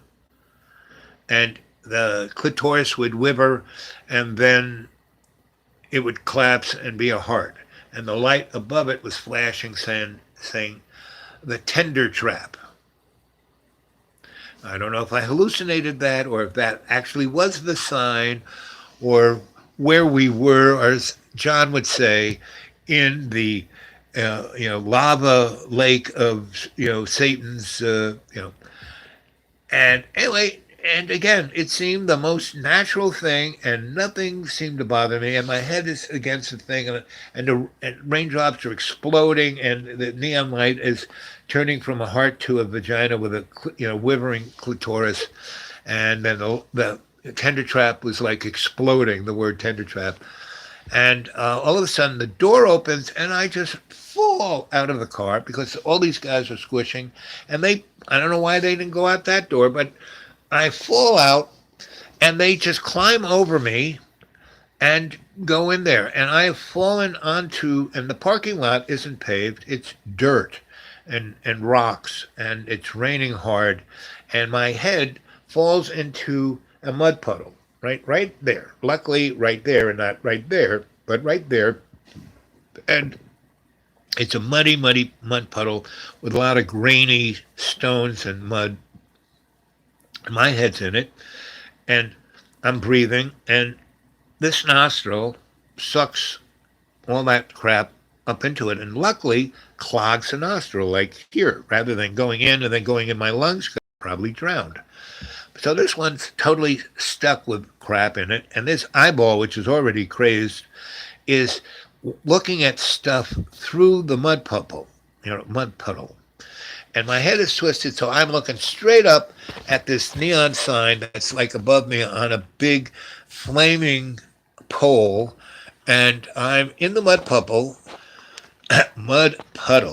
and I'm seeing this through this eye, which already sees dimensionality, and I am going deeper and deeper into the most and it's raining, I'm soaked to the gills, I don't feel any of it. I don't feel cold, and it's like, it was September afternoon, but it now feels like more like November evening. Because this is, Albuquerque, New Mexico. It gets freaking cold when it gets cold there. And it's freaking hot when it's hot there. So I'm in the parking lot, and cars are coming in and driving away, and I'm not even moving. I'm just watching it with this eye, but this eye is totally fixated on the neon sign and the tender trap and the heart opening up into a vagina and the wiggling clitoris. And the other eye is like moving all around, seeing cars in and people go that way, and so the different parts of my brain is seeing both of these things in two different ways, and it's giving me this whole gestalt, lightning understanding of the duality of humanity's experience. And I'm seeing it there like it's like plain as day. And this is, again, one of the most tangential moments of my friggin' life, right? And it's like, I'm not going, oh my God, I'm not like, freaking out or anything. It's like, just like normal, everyday stuff, Anyway, so, and I'm hallucinating, creatures sitting on top of the sign with their legs over it, like waving at me and stuff. And all of a sudden, this eye that's catching everyone parking and going in and out and running in the rain, I see this car come off the road, come towards me, come straight towards me, the headlights straight in my face, still coming closer and closer, and the tire, and I don't move a lick, the tire stops right here. Meaning if it moved another 10 inches, that tire would have rolled over my head and squished it like a grape. But it stops right here. And the guy gets out, walks around, and steps on me and falls on top of me in the mud puddle. And I'm like nose to nose with this guy. And he's screaming. And he grabs me, starts slapping me. You okay? You awake? Wake up! Wake up! And I'm like, and I have this dark. This is all like I look like, who's that guy in Shakespeare's place about the black guy? I look like that. This is darker black African, and that's why I'm an African American that is,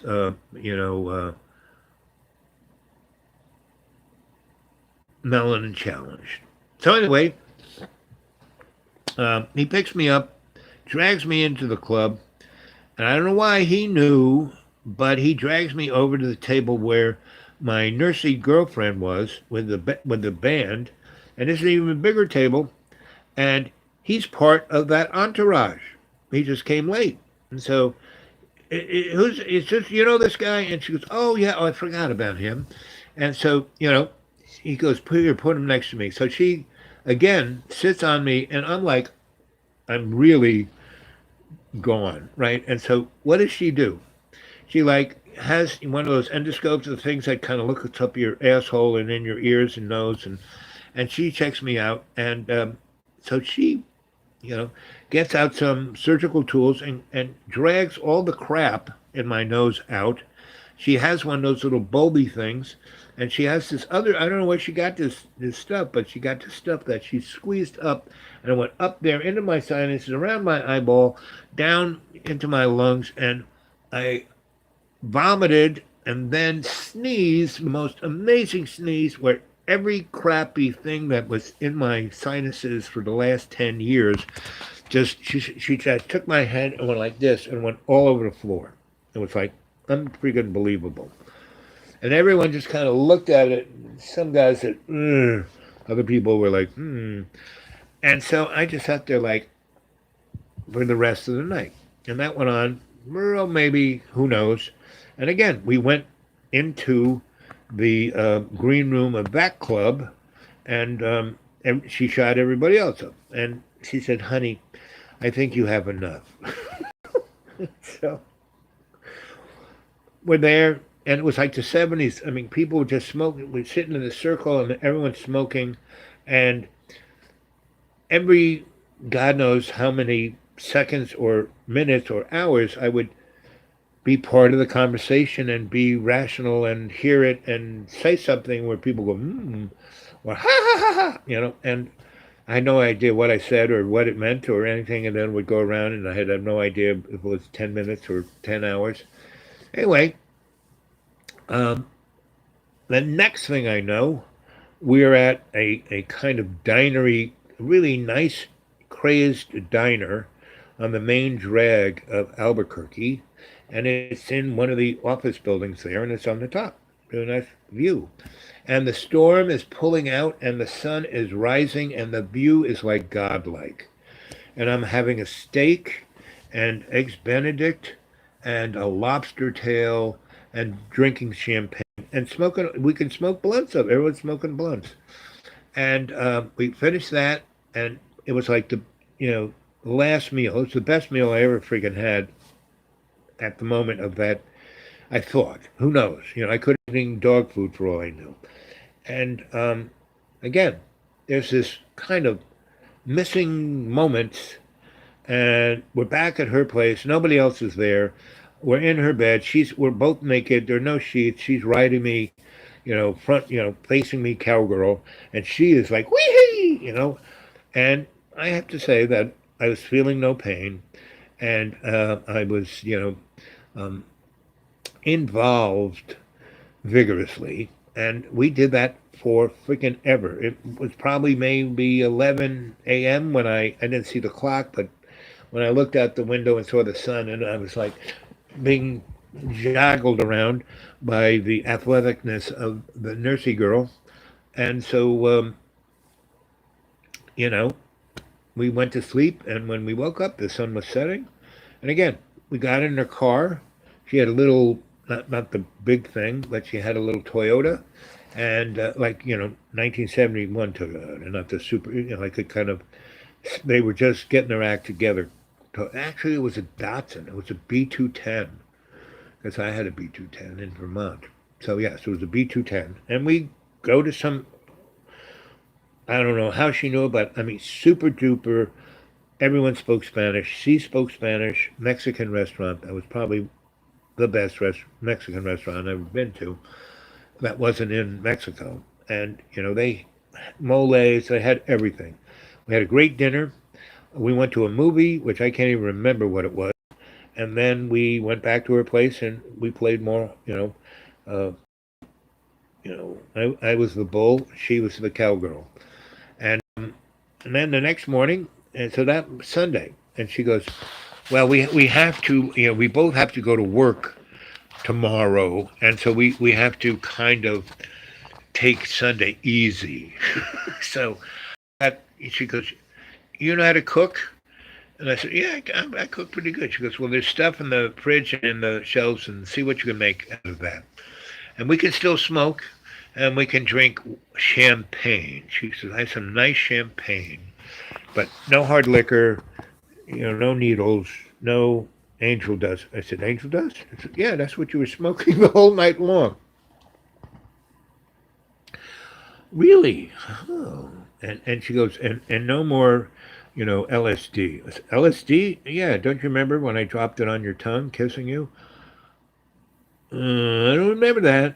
But maybe that was the thing crawling up my head. So, well, it's a mix of the angel dust. I hit you up with the angel dust and the LSD in Mr. Bunny's office when we were making out. And I was going, okay. So, so we took it easy, right? We didn't really, we didn't, it's not that, we got athletic and we used the,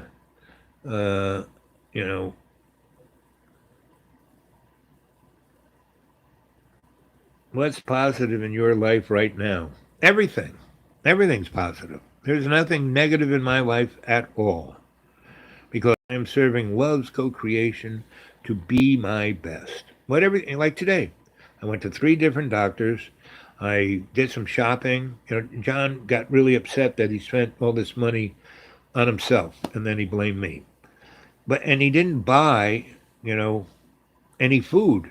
He bought, stuff. And yesterday, he gave me some money to buy real food, which I did. I bought, 10 pounds of white onions, 10 pounds of red onions, 10 pounds of sweet potatoes. I bought, a liter of really good extra virgin olive oil, some seasonings. What else did I get? I got some bread. We didn't have any bread. I bought a toaster because I hated, frying the bread to toast it. I got a really nice toaster oven at the, what you call it, United Way or Goodwill. And I bought it had a great. I didn't have anything to boil anything, and I got a great pan to boil, and I got a rice cooker. Rice cooker cooks rice better than I can if I do it in a pot, right? And I bought all of that at the good old Goodwill for $12, and they were all very nice. And what else did I buy food wise? I bought every green, bitter vegetable there is. I bought tons of carrots. I bought tons of. They had really good rutabagas, right? Really good for you. Um, and what else did I get? Every kind of parsley they had, escarole, ton of escarole, collards, every bitter green, thing they had. And then I got maybe 40 cans, because canned vegetables are good. Not as good as those vegetables, but still good, right?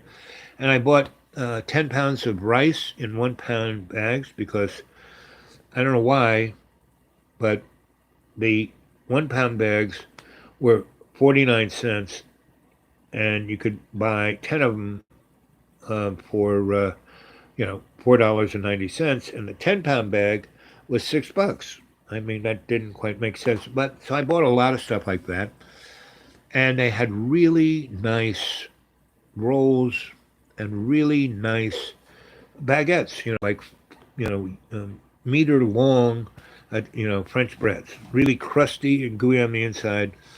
What else did I get? I got like a pound, maybe a liter of diced garlic. And I wanted to get ginger, none. I bought a whole bunch of seasonings, and I spent about $100 on that, of my money, right?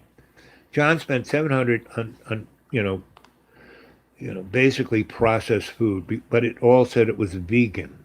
That mystery meat, the miracle meat, and it's, a plant-based meat. Well, it's freaking processed food, and everything HMO or GMO or whatever they call it.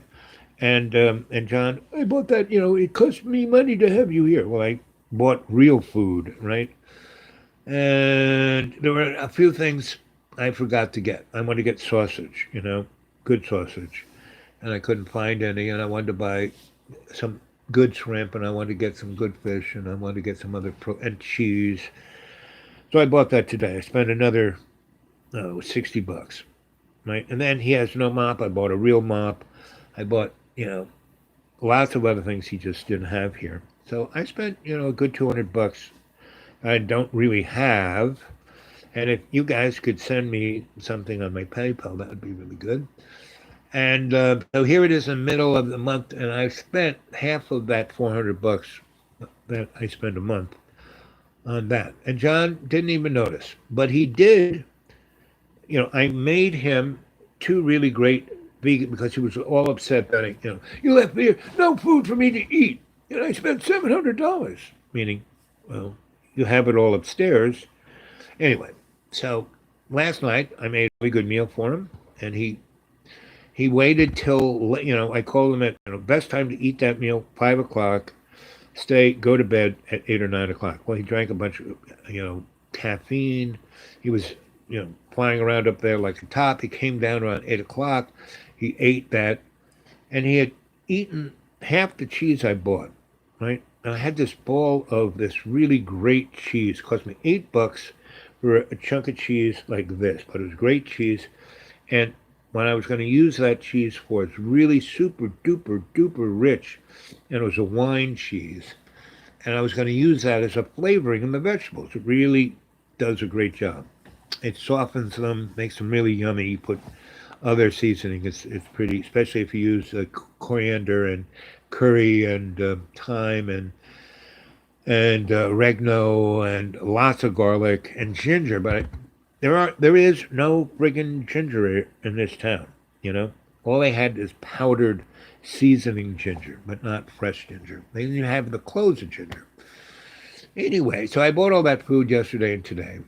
And when I came home, he had eaten half the cheese I bought yesterday, and I was going to make really nice fried garlic bread. I had this way of making and I had a toaster oven, so you fry it up in the olive oil and the garlic, and then that infuses the bread, and then you put it in the toaster and it makes it crispy. Well, he ate all of the bread, all the cheese and all the bread, and I had left this amazing vegan, you know, wok of amazing, carrots, garlic, all those greens. Seasoned to perfection. And then I had rice pilaf that I made. And all he had to, before I left this morning to go to these doctor appointments, I said, John, I showed him, I said, this is stuff last night. It's here. If you're hungry, I have this big spoon. It's right here. I have these bowls. They're right here. You spoon it into the bowl. You put it in the microwave. You hit 3. You hit start. It'll be perfect.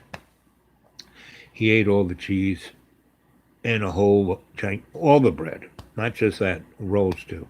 And he wonders why he's got this big pot belly, no matter what I say or do. And I spent my own money, and all he complains, it's costing me money for you to be here. Well, back in 90, well, what was it? 94, when I got my master's in social work, I was doing the study, right? I was lecturing.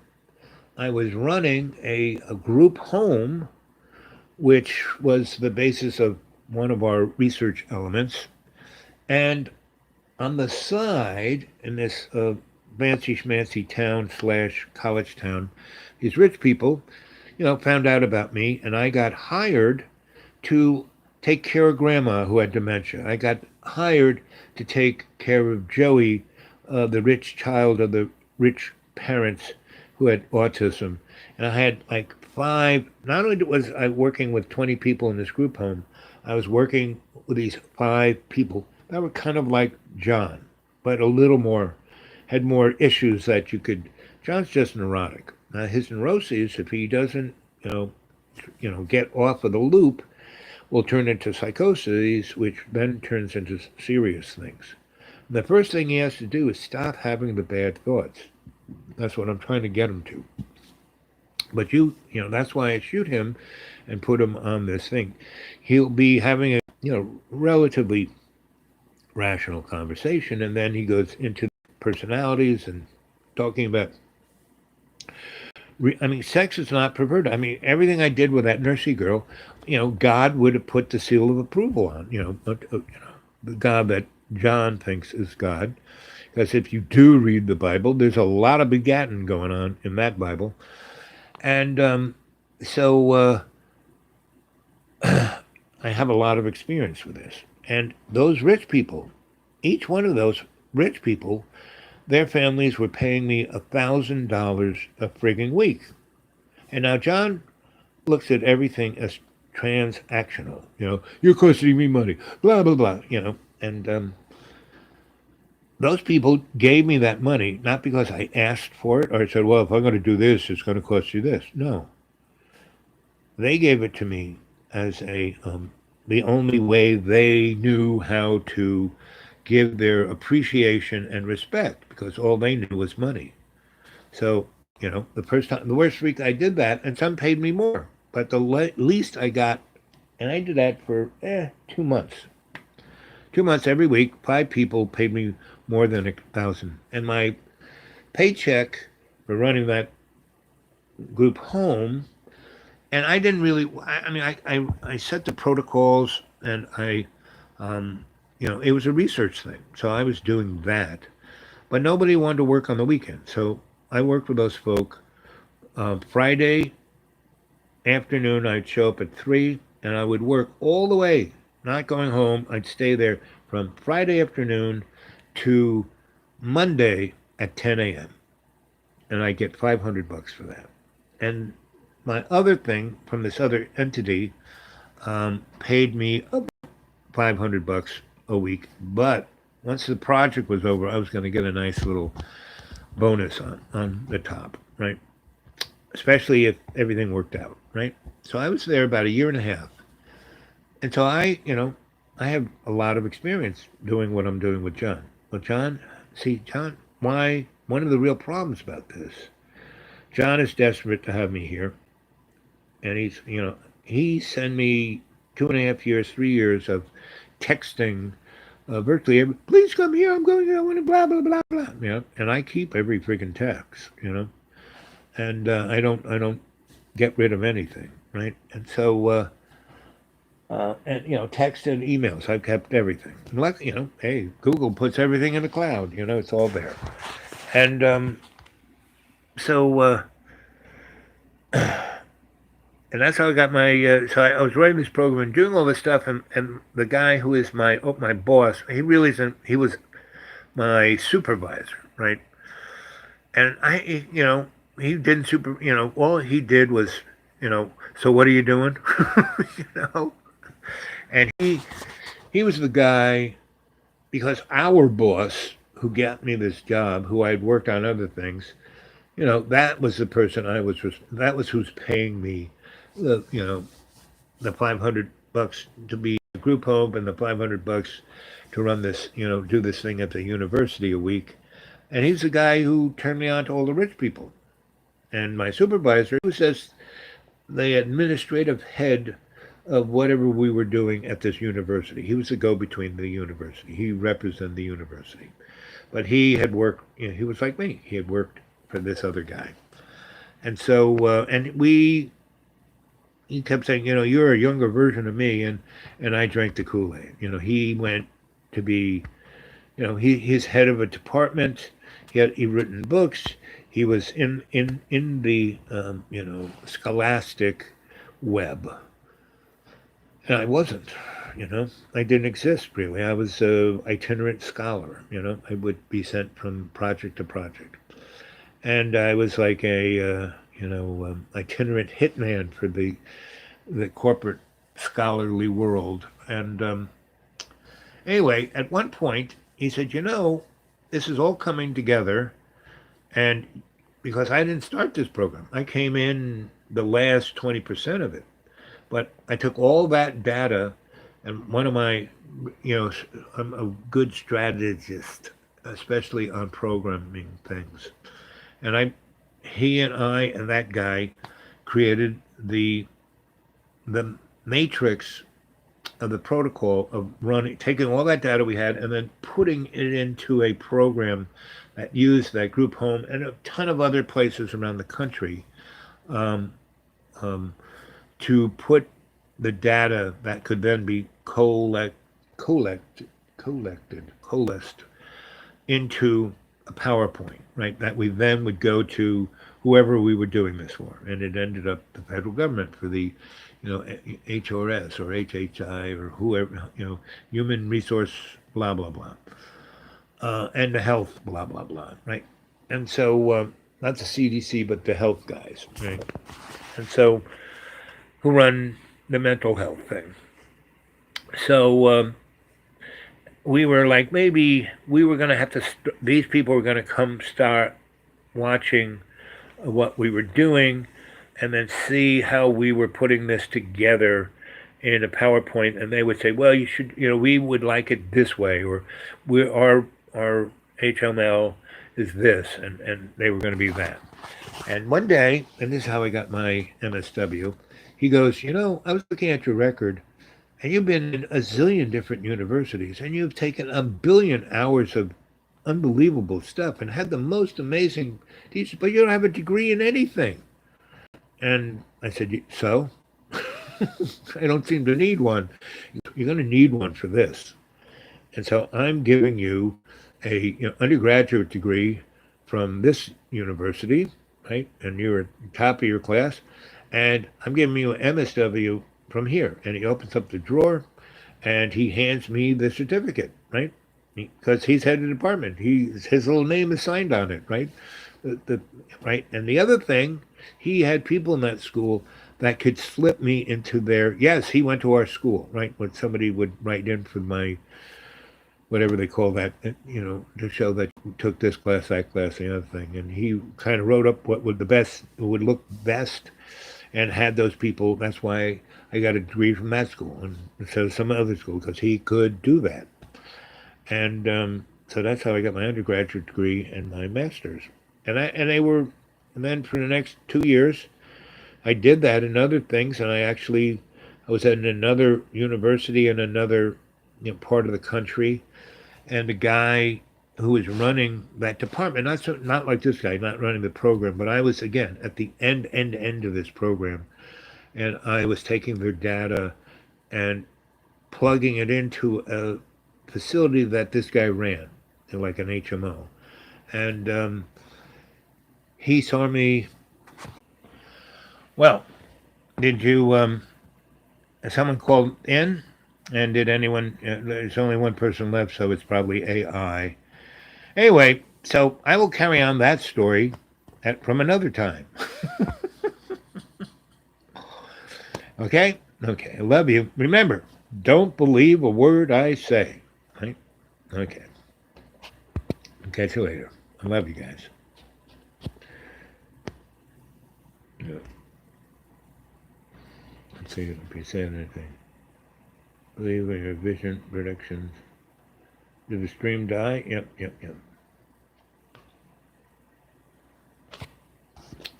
The stream died. Well, there is another person's back. Someone called in, and I picked up the phone call, and they're going to call back in about 10 minutes. So I'm going to wrap this up. And so did you guys enjoy the story? And yeah, there's Lana. So it seems everyone, Lana, thought the stream died. And then I came back and it was still here, and there you are. And so I'm going to, again, like I said, I'm going to Lana, I'm going to get out of here right now so you can call back if you want. So, okay. So, okay, gang, I'm going to do another show tomorrow, probably about the same time. Okay. Do it. I'm going to do it. I am. I'm going to do it right now. Okay. I'll talk to you in a few minutes. When you call. Yeah, just call right back. Okay, I'm doing it.